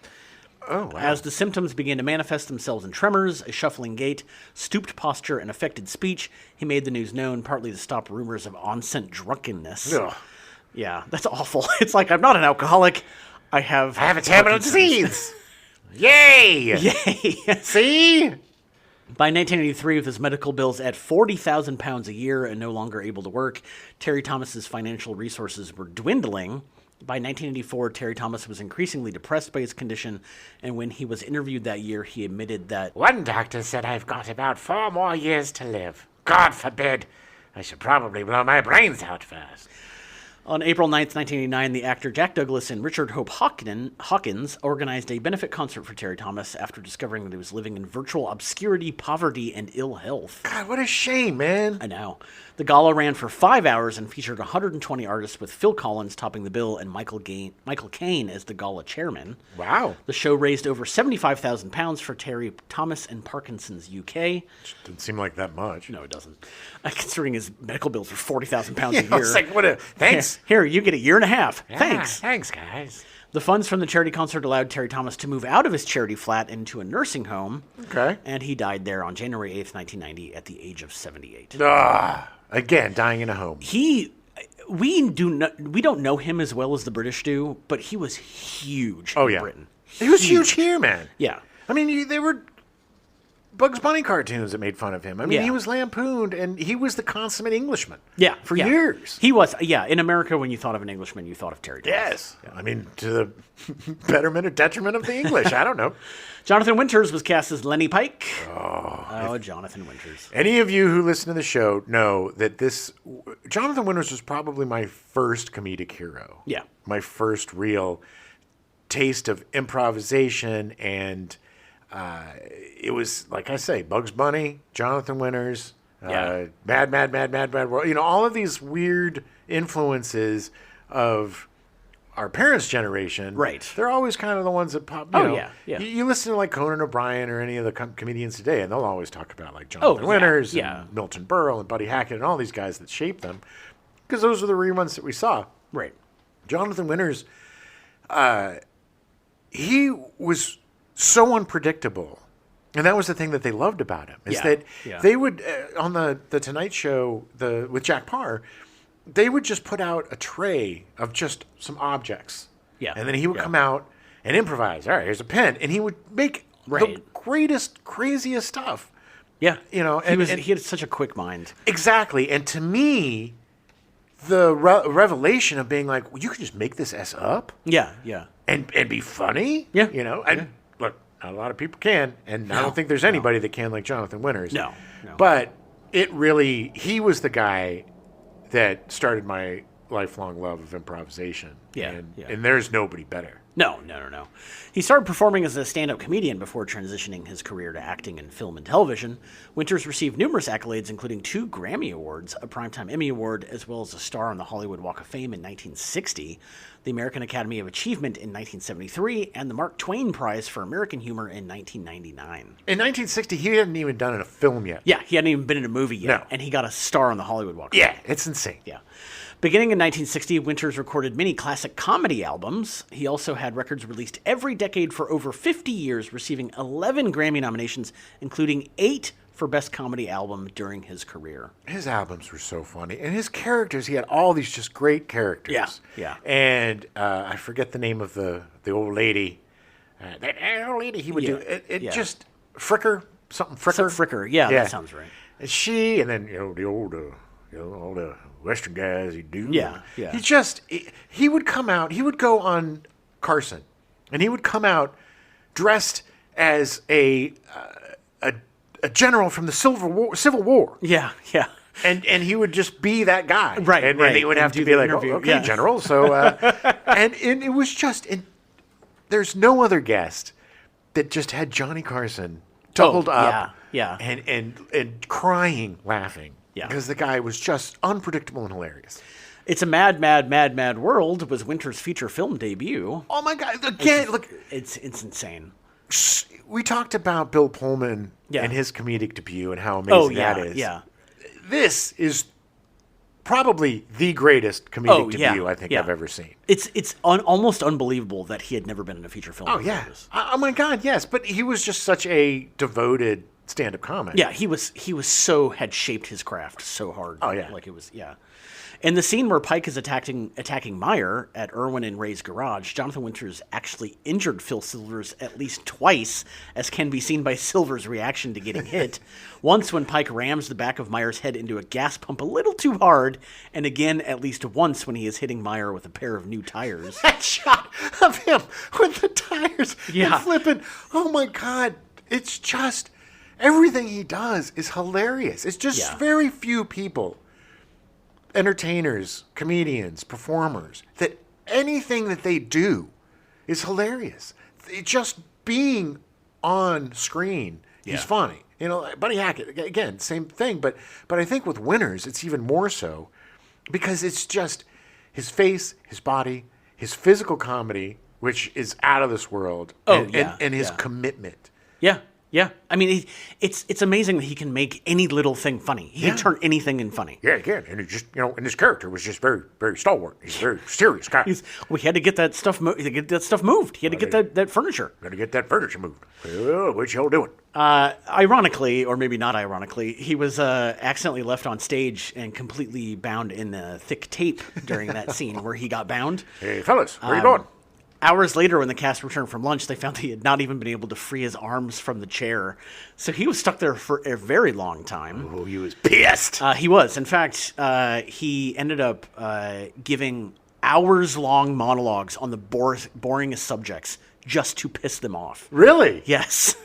He would go on forever about the most boring things because they taped him to a chair. I love him. I love him so much. I am sure they would ask him questions and he would just continue the monologue about the most boring subject possible. He's a big dude, man. If he wanted to yeah. get back at you physically, he could. But the fact that his revenge was boring monologue, the funniest human being at the time on the planet, giving boring monologues is the torture that he knows. So just following them around, continue to drone on and on and on. Well, do you all know how bees fertilize flowers and pollen? Well, let me tell you about that. Winters, shut up. Yeah, did you know in 1935 there was a canning facility that had 3 rusted cans go out and they had to try to find and track them down. It was the first recall of a product ever in 1938, and yeah, exactly. About his voiceover work, Winters said, "These voices are always screaming to get out. They follow me around pretty much all day and night." He voiced Grandpa Smurf on the Smurfs TV series from 86 to the show's conclusion in 89. He retired in 2006 after National Lampoon's Cattle Call. Well, once you've done the best thing could be done, Cattle Call. Although Winters was coaxed out of retirement to voice Papa Smurf in The Smurfs in 2011, the first ever animated live-action Smurfs film, and later in The Smurfs 2 in 2013, his final film project. He died only 9 days after finishing recording Papa's voice on April 11th, 2013 from natural causes at the age of 87. It gutted me, man. It gutted me. Yeah. Like, the thing about Winters is he never went away. Yeah. He wasn't one of these guys constantly. like Mickey Rooney or Buddy Hackett or whatever that kind of went in and out. Yeah, had the dips and... Ever since I discovered him, he was always a part of my life. Yeah. He was like Carson, and then Mork and Mindy playing their son, Mirth. Right. Oh, hey, Dad. Hey, let me come here. It was like so cute and so fun and so great. And from then, he did The Smurfs. And then he did Davis Rules. Tracy, yeah. And then he did other sitcoms. And then he won Emmys. Yeah. And the guy constantly worked. He was constantly funny. His autobiography was one of the best autobiographies I've ever read. Oh, yeah. It's heartbreaking. Yeah. The amount of pain and what he's gone through with his mental illness is he's been institutionalized. No. And he talking about those times of being institutionalized and taking drugs to try to help with it and how the drugs dull his sense of humor and this constant battle between the depression and the mental illness versus the comedic genius and how to balance that out. Right, and it's like, well, this is going to kill me if I don't do anything about it. I'm going to self-medicate with drinking and drugs and this kind of thing. But he ended up getting help, and he was so open. One of the first celebrities that was completely open about his journey of mental illness, and so honest and forthright about it, it really helped a lot of people. Yeah. And if you're a Winners fan, and if you're not, don't talk to me. I'm just kidding. But if you are a Winners fan, read his autobiography. It's really a beautiful insight into an extremely complicated and very sad man. Yeah. The sad clown. Unfortunately, that's pretty true with a lot of comedians. Yeah. But good for him for being open about it and talking about it. And also, just the testament to how amazing he was is that he never had any career downtime. Yeah. He was always working. Yeah. And every generation embraced him. Yeah. And wanted him as a part of their... Because he was very funny. The funniest human being on the planet. Edie Adams was cast as Monica Crump. Adams trained at Columbia University and Juilliard. In 1950, she won the Miss U.S. Television Beauty Contest, which led to an appearance with Milton Berle on his television show. Yeah, and I'm sure he whipped it out. Take a look at this, lady. Sure she saw it. Wow! This led to an audition on Ernie Kovac's show and regular appearances with him and Jack Parr. Kovac said about Adams, I wish I could say I was the big shot that hired her, but it was my show in name only. The producer had all to say. Later on, I did have something to say, and I said, let's get married. Yeah, they ended up getting married. They were married for quite a while. Did you ever watch the Ernie Kovac show? No. They used to play some of them on Comedy Central back in the day. You need to watch the Ernie Kovac show because it's right up your alley. Again, he was a pioneer in comedy. The stuff he was doing was so bizarre and so avant-garde and so strange. Just do me a favor, and today at some point, if you have time, go on YouTube, type in Ernie Kovacs, and watch a couple of his bits. It's just, again, he was a guy, for me, that he was another revelation for me because he was doing something that nobody else was doing when it wasn't a time when people did that. Right. And it was successful at it. It's like, you can do this? Yeah, exactly. Yeah. And he was successful at it. And the guy, again, another comic genius. It's just having to work within the parameters of the studio system back then and being able to do groundbreaking kind of subversive stuff is really impressive. Yeah. Because you're not working within a system today with TVMA, you can do this stuff. Yeah. Everything had a code, everything had to be a certain way. And so you were really sneaky to get away with stuff. Yeah. Yes, and it made it for much more clever comedy because it had to be so smart. Yeah. Sadly, Edie Adams almost didn't accept the role of Monica because her husband, Ernie Kovacs, had been killed in an auto accident just a few months earlier. Oh, my God. Yeah, it was awful. Oh, I forgot about that. He died. He was actually cast as Melville Crump, her on-screen husband in the show, which eventually was Sid Caesar. But he died in a car accident. Sadly, shortly after her husband's death, she won a nasty custody battle with Kovac's ex-wife over Edie's stepdaughters. It was bad. Oh, wow. Bad. His ex-wife had previously kidnapped the girls during a visit years before because Kovacs was their legal guardian. He and Edie had worked tirelessly to locate his daughters and bring them back home. Oh, my God. Another court battle began for Adams in the same year, this time with her mother-in-law, who refused to believe there were more debts than assets in her son's estate. Ernie Kovacs was not good with his money. No. And unfortunately owed a ton of money to debtors. Oh, yeah. Well, this is a very typical story with comedians and performers back then. They did not handle their money well. His mother was like, no, this was obviously your fault, Edie Adams, and not my beautiful son. Mary Kovacs accused her daughter-in-law of mismanaging the estate and petitioned for custody of her granddaughters. Good Lord. Which she had just won the custody of from his ex-wife. The dispute lasted for years, with Adams remaining the administrator of her husband's estate and guardian of the 3 girls. She worked for years to pay her late husband's tax debt to the IRS. The couple's celebrity friends planned a TV special benefit for Edie and her family, but she declined, saying, I can take care of my own children. She spent the next year working practically nonstop, appearing in 4 films in 1963. She literally took everything that was offered her. She's a very proud woman. Yeah. And I don't necessarily see that kind of stubbornness as healthy, because people do need help. Yes. And she should have taken the help. But I do admire her for her love of her stepchildren. Yeah. And for how much she fought and worked for them. Yeah.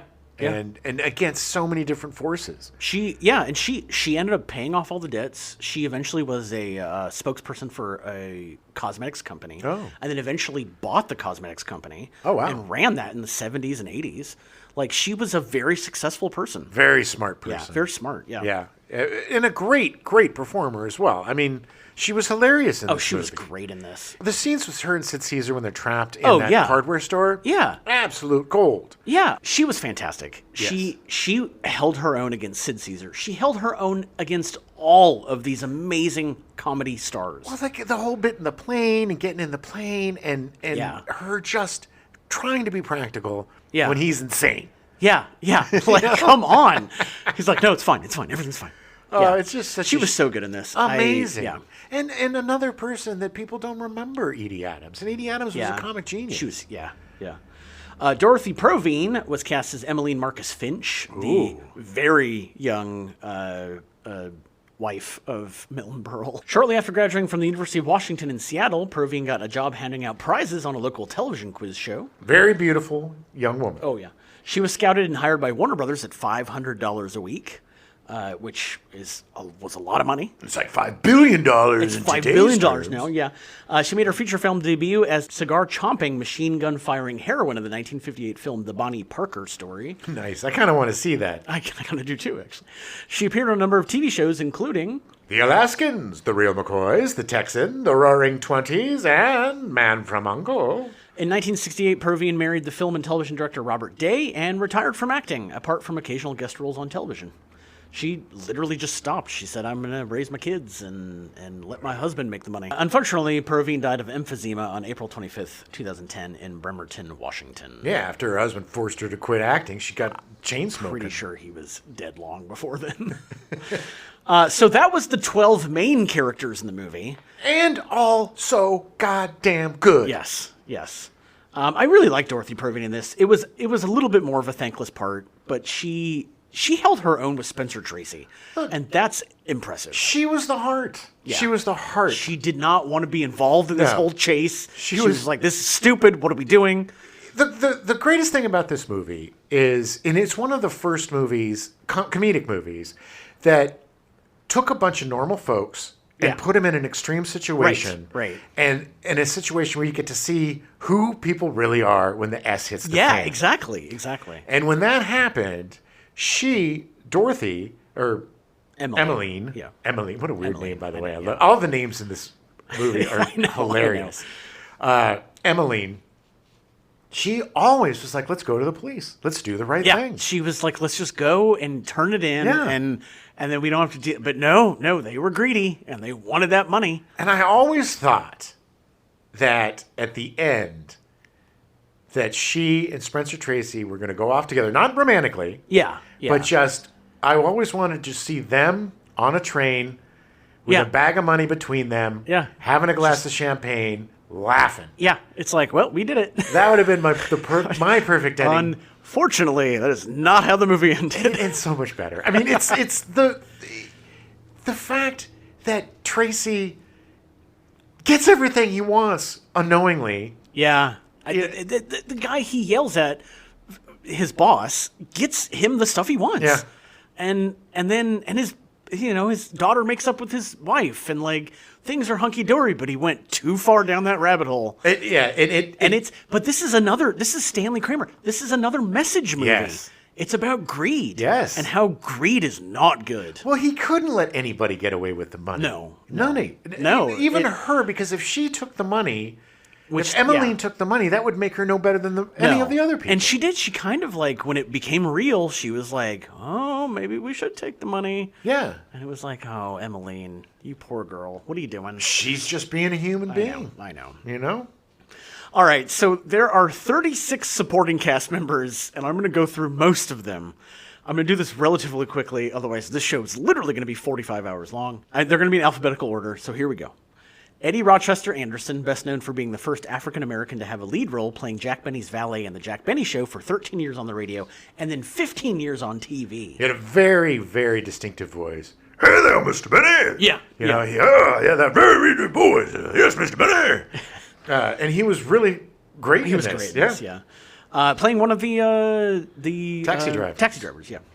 Jim Backus, best known for playing Thurston Howell III on the 1960s sitcom Gilligan's Island, the father of James Dean's character in Rebel Without a Cause, and the voice of the nearsighted cartoon character Mr. Magoo. Yes, Mr. Magoo. He's so good in this, as literally he's drunk the whole time. Well, the funniest thing, too, is, I don't know if you remember, he used to be the voice, I forget which airlines it was. Oh, yeah. But the catch line was, it's the only way to fly. Oh, yeah. Mm-hmm. Yeah, I know who you're talking, I don't remember. It might be TWA. Yeah, but whatever it was, they did that in this. Yeah. When he's getting drunk. It's the only way to fly. My sister, my lovely sister, who we had on the show last week, once had a plane ride with Jim Backus. Oh, yeah? And he did not like kids. Oh, wow. He was just kind of like... And my sister... Somehow that doesn't surprise me. My sister was the most polite child on the planet. Really? Like, the most well-behaved. Oh, so she was a kid when she was on the plane with him. Yeah, she was a little kid. Oh, I see. And I think she was going to her grandparents or something. Oh, no. And she sat next to him, and he wasn't having it. We'll have to get her on to talk about that. Ben Blue, a character actor who owned a series of nightclubs that top celebrities would hang out at. Joe E. Brown, best known for appearing in Some Like It Hot in 1959, in which he utters the film's famous punchline. Well, nobody's perfect. He's got such a distinctive voice. Yeah. And you know him from cartoons.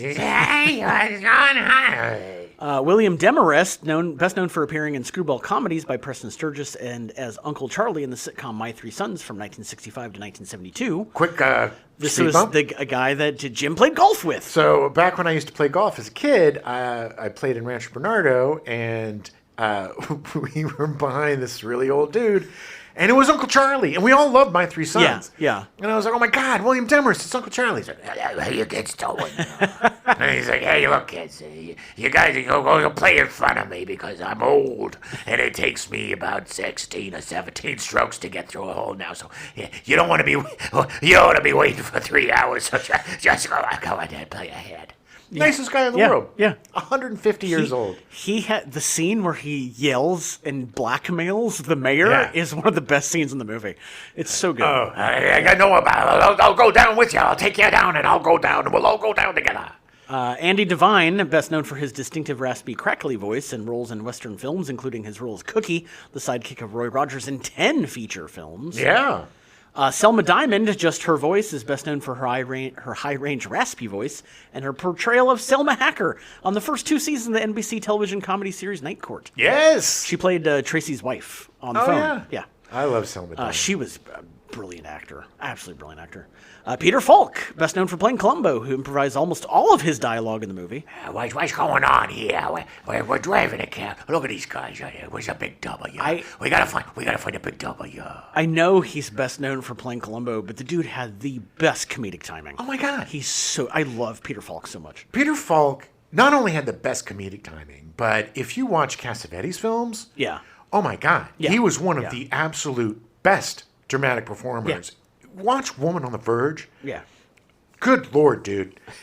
I cannot express enough how much I adore that man as an actor. Listen to our Columbo episode for more on Peter Falk. And that MFer died hard and died bad. Yeah. Man, his family was Yeah, it was bad news. It was bad news. Norman Fell, most famous for his role as landlord Mr. Roper on the sitcom Three's Company and its spin-off The Ropers. Yes. Sterling Holloway, best known for voice acting for Disney, playing Mr. Stork in Dumbo, Adult Flower in Bambi, the Cheshire Cat in Alice in Wonderland, Caw in The Jungle Book, Roquefort the Mouse in The Aristocats, and the title character in Winnie the Pooh. His voice is very distinctive. Yeah, I kind of like this. it was even the second he came on, Jim was like, "That's the Disney guy." Yeah. Hey, Piglet, let's go on a walk. Marvin Kaplan, best known as Henry Beesmeyer in Alice from 1978 to 1985. Buster Keaton, best known as being Buster Keaton. Yeah, the absolute greatest physical comedian that ever walked the earth. Stanley Kramer asked him to perform one of his signature bits, moving 2 steps forward and then 1 back before racing away from whatever was threatening him.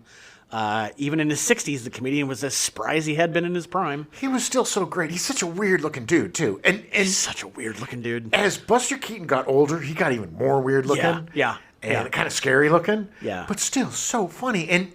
And his physical comedy in this is still amazing. He's great. Don Knotts, best known for his role as Deputy Sheriff Barney Fife on the 1960 sitcom The Andy Griffith Show, for which he earned 5 Emmy Awards. And he was also on Three's Company as Mr. Furley. Oh, yeah, that's after Norman Fell left to do the spin-off series The Ropers. Yeah. Charles Lane, who worked until he was 101, dying the next year. I just want to say, Don Knotts, again, one of my absolute favorite comedians of all time. That man, again, another guy that doesn't have to do a damn thing. No, he just looks funny. He doesn't say anything. He just stands there. His portrayal as Barney Fife should have won every single Emmy every single time. It is such a layered and amazing performance. It is so. Go back and watch him. In this movie, he's the nervous driver. He's so funny. The guy is just comedy personified. Yeah. Is again another guy that was Looney Tunes cartoon. You know, he had such a parodied face. Did you ever see the movie The Incredible Mr. Limpet? Mm-hmm. And he turns into a fish. Yeah, the cartoon fish. So weird. So great. Weird. So many fun, weird little comedies. That one and The Ghost of Mr. Chicken. Yeah. All these great. He was great. Amazing. Zazu Pitts, who was a silent film star, she was the police officer operator, the one who answered the calls. Right. Came in. Sadly, she died from cancer 5 months to the day before It's a Mad, Mad, Mad, Mad World was released, being the first cast member to die. She was in her 80s. I mean, she was a silent movie star. She had a very long career. Well, sure, but still, and wasn't it? Was it The Adventures of Ford Fairlane that Zazu Pitts was the name of the? That might be, actually. There was one of those 80s action movies where Zazu Pitts was a linchpin in something. Oh, probably. I don't remember. The only thing I remember about Ford Fairlane was him falling off the Capitol Records building, screaming about his hair. Hey, my hair! My hair! And him just spinning around, falling. Carl Reiner, who directed a ton of great comedies. He was in one of the air traffic controller guys. Absolute best. Listen to our The Jerk show if you want to hear about him directing. More on Carl Reiner. He's so good. Carl Reiner and Steve Martin were one of the best pair-ups. Yes. Even though a lot of their movies, The Man with Two Brains and Dead Men Don't Wear Plaid, didn't box office hits, still some of the funniest comedies of the 80s. Brilliant, yeah. Arnold Stang, who played Top Cat in the animated series. Jesse White, best known for his portrayal as Old Lonely, the repairman in Maytag television commercials from 1967 to 1988. Yeah, he had another distinct voice. Yeah, a lot of these guys. They all had they were these man boys. These sweet, silly boys. He was the other gas station guy, right? Yes. Yeah. If I remember correctly. Yes, he was, yes. Jimmy Durante, who along with Spencer Tracy were the only 2 actors to receive lead billing, with everyone else appearing in alphabetical order. Well, yeah, because Jimmy Durante was a big star. Yeah. Oh, he was the guy that kicked off the whole plot. Jimmy Durante's star was almost as big as his nose. Yeah. That guy had a schnozola. Oh, he had a huge schnoz. And I got to tell you, man, you know exactly the beauty of this movie. With the Jimmy Durante scene, which is the opening scene of him, he's driving erratically, and he goes shooting off the side of the road. Crash, crash, crash, crash, crash. They all come down. They're talking to him. He's like, oh, you got to go. The big W. Sets up the entire movie, this whole chase. And then you know exactly what you're getting in for, because right as he dies, he kicks his foot out, and he literally kicks the bucket. rolls down the hill. And we watch it roll for an exorbitant long time. They cut back to all of them staring at the bucket rolling down the hill. And getting the And joke. then it's like almost kind of turning to the camera and being like, yeah, this is what this movie's going to be. And it sets it up so perfectly. great. So perfectly. Also appearing... Alan Carney, Chuck Chandler, Barry Chase, Lloyd Corrigan, Paul Ford, Stan Freberg, Louis Glenn, Leo Gorsey, Edward Everett Horton, Mike Mazurki, Charles McGraw, Madeline Rue, Roy Roberts, Nick Stewart, The Three Stooges, and Sammy Tong. So there were also cameos, 25 cameos. Cameos include... Jack Benny, Paul Perch, John Clark, Stanley Clements, Phil Arnold, Minta Dufresne, Roy Engel, James Flavin, Nicholas Georgiad, Stacey Harris, Don C. Harvey, Alan Jenkins, Robert Carnes, Tom Kennedy, Harry Lautner, Ben Leslie, Bobo Lewis, Jerry Lewis, Tyler McVeigh, Barbara Pepper, Eddie Rossin, Eddie Ryder, John Sewell, Duties Weaver, and Lenny Weinrib. Of everyone cast in the movie, only Barry Chase is still alive at the age of 90. Holy crap, really? Everyone else has died. Wow, even... Everyone. Oh. Everyone. Well, Barry Chase did not have any lines in this movie. She just danced like a weirdo. Oh, okay. Barry Chase. Okay, that's who's alive. Okay. Yeah, Barry Chase is the only one still alive. And if you go down to Hollywood Boulevard, you can still see Barry Chase dancing. Staring straight ahead. She's dancing on the star of Dick Shawn. It's so... You can hear him if you listen real closely. Oh, yeah, baby. Oh, yeah, that's it. So the film was so crammed with action that each leading actor was given 2 scripts, one for the dialogue and one for physical comedy. It's insane. That is absolutely insane. I've never heard of that being done before. Neither have I, but it makes complete sense. Yeah, of course it does. I mean, they had to.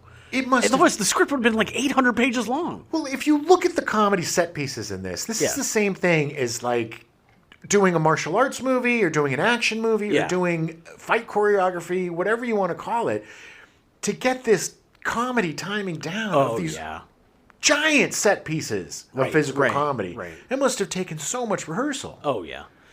Yes, film stunt pilot Matt Tallman really did fly a Beechcraft plane through a billboard. Amazing. The communications mix-up resulted in the use of linen graphic sheets on the sign rather than paper as planned. Oh, no. Linen, which is much tougher than paper, damaged the plane on impact. Tallman managed to fly it back to the airstrip, discovering that the leading edges of the wings had been smashed all the way back to the wing spars. Oh, no. I don't know how he flew the whole thing back. Neither do I. Tallman considered the incident the closest he ever came to dying on film. Okay. Both Tallman and Paul Mance, Tallman's business partner and fellow flyer on Mad World, eventually died in separate air crashes over a decade apart. Crazy. Yeah. I mean, they died doing what they love. So. Crashing. Ernest Gold scored the film. He's best known for scoring Exodus. Okay. He's also the first composer to receive a star on the Hollywood Walk of Fame. Oh, nice. Yeah. But not the last. No, definitely not the last. The film was promoted as the first film made in one projector cinerama. The original cinerama process required 3 separate cameras. Crazy. Because it's such a wide screen. Right. Yeah. The 3 processed reels were projected by 3 electronically synchronized projectors onto a huge curved screen. Ugh, could you imagine if it got out of sync, how disturbing that would be? No, that would be awful. While being uncredited for animating the titles with Saul Bass, this was the first major work for Bill Melendez Productions, which would later become more famous by animating Peanuts Media by Charles M. Schultz, who contacted Melendez in his studio after seeing the movie. Oh, nice. Yeah. Yeah, it was one of the things I absolutely adored as a kid were animated openings. Oh, yeah. Whether it was this, the Pink Panther movies. Yeah. It was like, I get a little cartoon before the movie. Yeah, it's fun. It's super fun. The movie premiered at the Cinerama Dome in Hollywood, the first movie ever shown there. Really? Yeah, very first movie. It's crazy that I remember when they shut that down. Yeah. And they showed, and I went to see it, the 10 Commandments. Snore. Talk about long movie. But they should have showed Mad World as the last since it was the first. I agree. It would have been a much better time than going to see Charlton Heston chugging around. I only went to the Cinerama Dome twice. One was for premiere of Kung Fu Hustle. Nice. Which was super fun. Oh, yeah.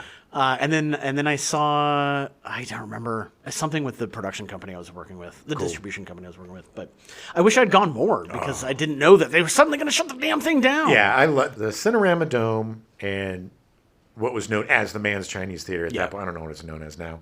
But those were our go-tos for big movies. Yeah. Technically, I think it's still considered Mann's Chinese Theater. Grauman's, Mann's. And But they have a huge 7 or 8 complex attached to it now. No, it's Dogecoin, Bitcoin. But you can still go. You can still see stuff. In fact, the first digitally projected movie I ever saw was at the Chinese Theater. Oh, really? It was Signs by M. Night Shyamalan. Maybe I saw it there too. It's a great movie. It was really good. So with a 192-minute runtime, it needed an intermission. Which, if you don't want to do the math, that's 3 hours and 12 minutes.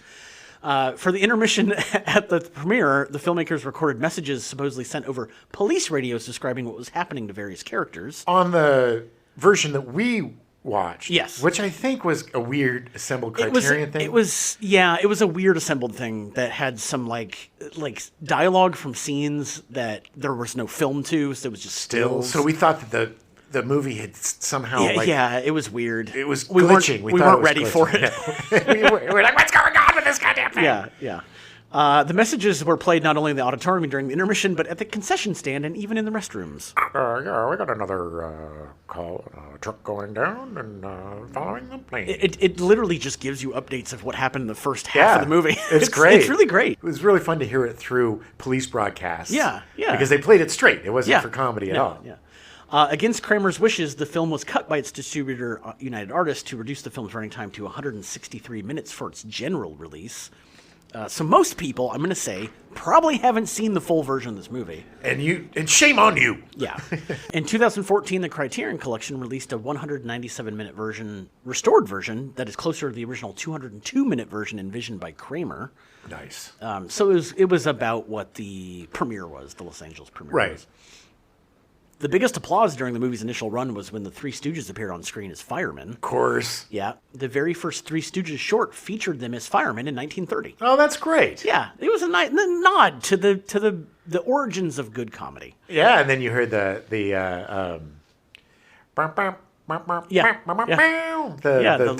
little bit of the theme song, yeah.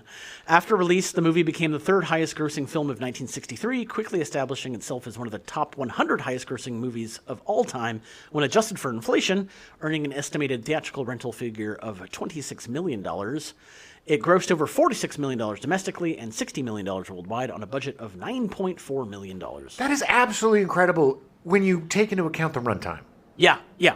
Every single penny is on that screen. Well, yeah, but I'm also saying that it made so much money with less screenings. Because you can't have as many that's screenings. True. Yeah, that's very true. That's very true. The movie was released to good notices, with the biggest gripe being the length. Most critics allowed the length due to how funny they thought the movie was. It does not feel like 197 minutes to me. No, and there is nothing superfluous. There is nothing that isn't germane to the story, and there's nothing that isn't funny. Right. This is the best paced comedy in the history of comedy. Yes, I agree. And almost one of the best paced films in the history of film. Yeah. If you want to know how to write a good movie, watch this movie. Because this movie, like we said, it just starts and it doesn't stop. No. We get all of the... What's so beautiful about it, too, is we get all of the exposition, we get all of the character study. All of it is through the story. Yeah. And we get to experience it with the... It's as if we're part of the group. Yeah, right? Exactly. We're getting to know as they're getting to know. We're experiencing it as they're experiencing it. And those are the kind of movies I love. Like Invasion of the Body Snatchers, you know? Yeah. Again, it's just all told through the lens of these people and nothing else. Right. So it's a point of view.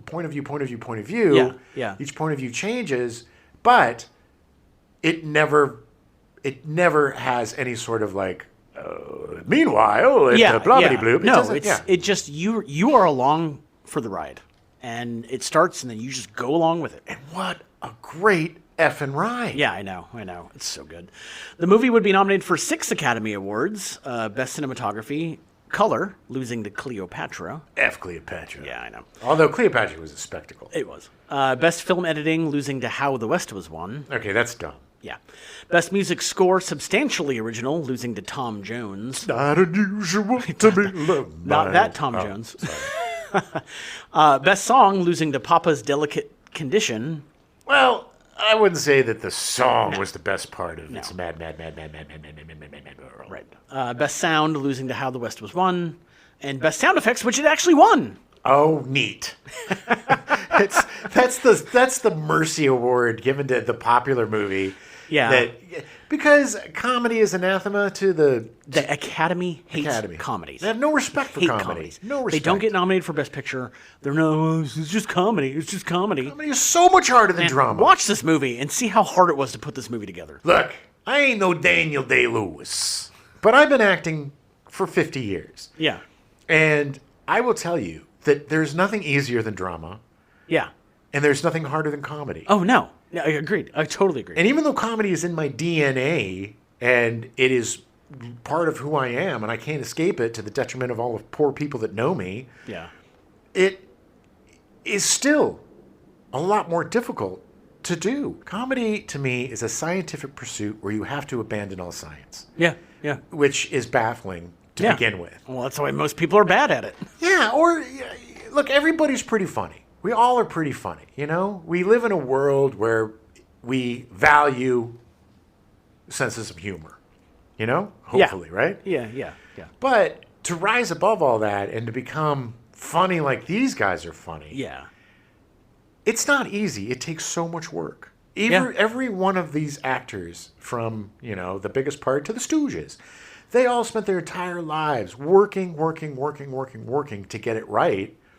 And it shows up on screen. And to be able to gather some of the greatest, if not the greatest, comedic talents of the 20th century. Yeah, oh yeah, yeah. I mean, and put them all in a film. Yeah. Where every one of them gets to be funny. Right. In this 3-hour crazy. There's no way that this movie should work. There's no way. I know. And it's yet, still, to this day, 60 years later, is one of, if not the funniest movie ever made. It feels timeless. It really does. Kramer began thinking about his success with Mad World during the 1970s and considered bringing back many former cast members for a proposed film titled The Sheiks of Araby. Okay. William Rose was set to write the screenplay. Years later, Kramer announced a possible Mad World sequel, which was to be titled It's a Funny, Funny World, but it was never made. Yeah, I remember them talking about it. Yeah. It just never happened. I mean, it's like lightning in a bottle. How could you? Yeah. Why would you? That's the thing, too, is there are certain projects that are perfect. Yeah. The way that they are. And going further is not going to do anything except... Right. Very, very rarely could you take something like this and make anything comparable or better. Right. So why even try? Well, you know who is going to try? Eddie Murphy. Because in June 2024, during an interview with Entertainment Tonight, he announced that he completed a script with Martin Lawrence for a remake, and like the original, would feature comedians from the past 30 years. Okay, look, if somebody could do it, Eddie Murphy could do it. Yeah, I mean, Martin Lawrence and Eddie Murphy are very funny guys. Yes, and very funny together. Curious to see what they come up with. To me, it has to be a period piece. Yeah. This film doesn't work with cell phones and all the technology of today, GPS, all that stuff. Yeah. You got to make it like the 70s, I think would be the perfect... Well, of course, I would think it would be the perfect time. Well, or the 80s. Even like between 75 and 85 would have to be set. Yeah. I mean, I think that would be the ideal time. And I think 80s would be perfect for Eddie Murphy because that was his heyday. Mm-hmm. And he really knew the time. And I think, you get... all of the great comedians, and you put your own spin on it, and you make it different. And Eddie Murphy is an extremely talented human being. And like I said, if there's somebody who could pull it off, maybe he can. I'm definitely curious. Sure. Look, try. But it's still, like you said, this is lightning in a bottle, man. Yeah. This is not... There's no way to replicate this. If there was, it would have been done by now. I mean, a couple of the other movies that we're covering this month, Scavenger Hunt, definitely tried.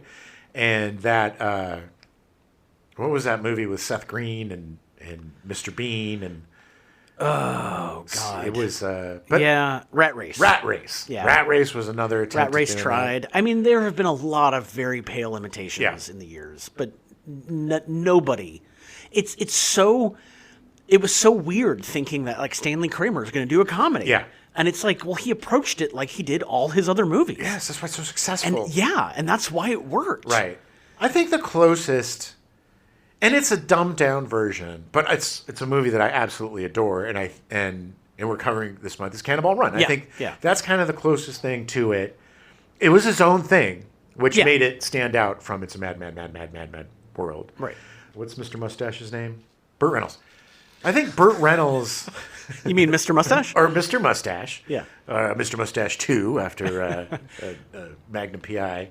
But I think Mr. Mustache, Burt Reynolds, got that vibe of fun in the 70s and 80s. And he, whether it was Smokey and the Bandit or this or Hooper, he had that sense of ensemble comedy joy that I think most imitators didn't really have. Yeah.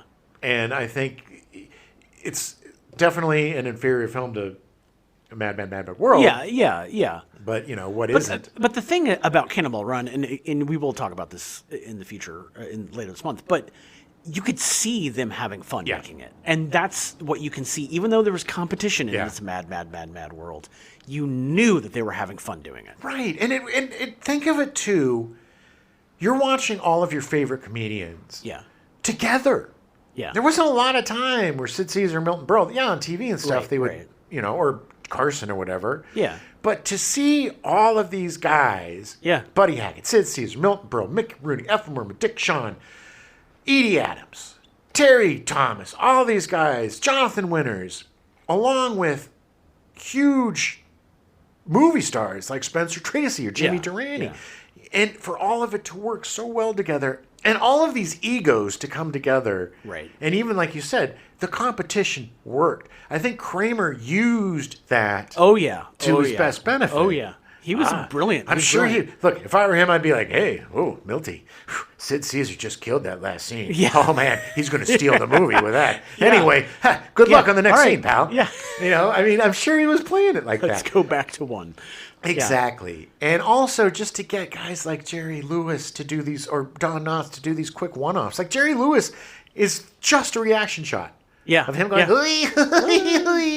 and all you needed was that 10-second shot to know exactly who Jerry Lewis was. Right?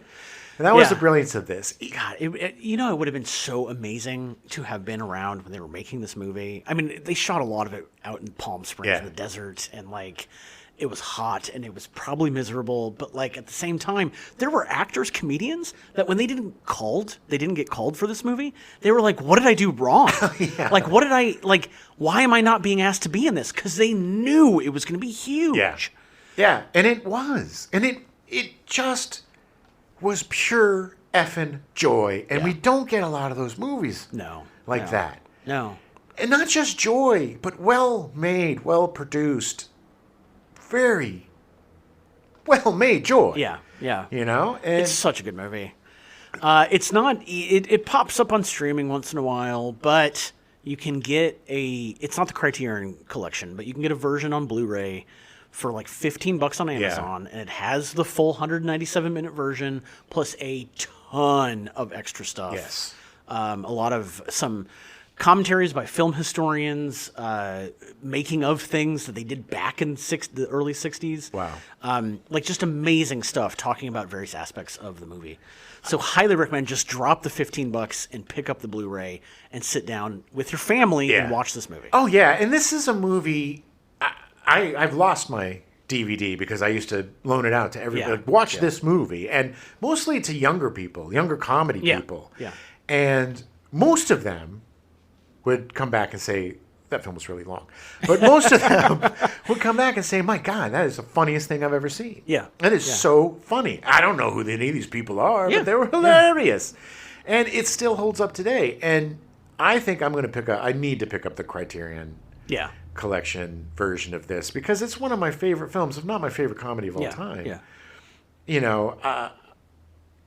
I love to laugh at them. No, but I love comedy. Comedy has always been a huge part of my life. And this is one of the cornerstones. If you were building a comedy house, right. This is part of the foundation. Because A, these are the masters of multi-generations of comedy, all brought into one place. B, it's put together in such a masterful way that 3+ hours just whips by. Oh, yeah. And C, I love to see it. No, I don't know. But yeah, I mean, look. It's eminently rewatchable. Just thinking about it, talking about it right now, I just want to sit down and watch it again. And and also just great bits. You could throw on the Jonathan Winters destroying the gas station scene and just watch that 10-minute scene. Yeah. And then call it a day, and you've seen the funniest thing you're going to see all day. Yeah, yeah. If you haven't seen this movie, do what you can to see it. Find it, find it, seek it out. And they don't make them like this. I mean, I don't like using those terms. I'm not an old man that way. Like, I'm always looking for the newest comedy. I'm always looking for people like Io Adebari, and I'm always trying to latch on to what's going on now. The Please Don't Destroy Kids are funny. There's always something coming out that's great, but you always gotta have your history too. Yeah. And if you're a serious comedic actor, if you're a serious comedian, or even just somebody who loves to laugh, if you haven't seen this is definitely something to put on your list. It is required viewing for comedy fans. Yes. And it's one of my favorite movies of all time. Always will be. And oh, baby, as long as it is, I could watch it over and over again. We'll be back next week. We're going to be covering Those Magnificent Men and Their Flying Machines. This is a movie I haven't seen in forever. I don't remember it. So excited about this. Me too. It's going to be great. Another great epic comedy. Yes, this whole month is just going to be fun, epic, crazy comedies with people just doing nutty things. This is a fun month just for fun. Pure fun. We're going to get to see a lot more Terry Thomas. What's that?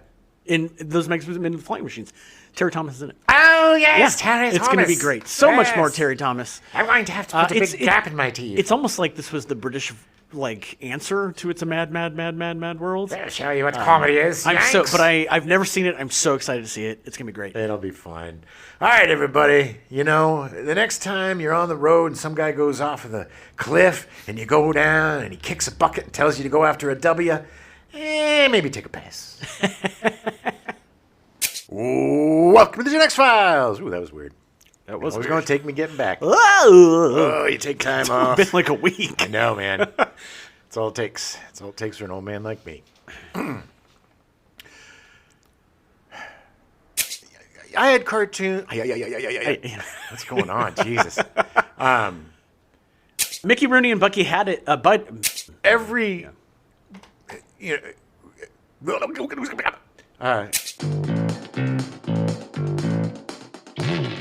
We now return you to your regularly scheduled programming, Hill Street Blues, already in progress.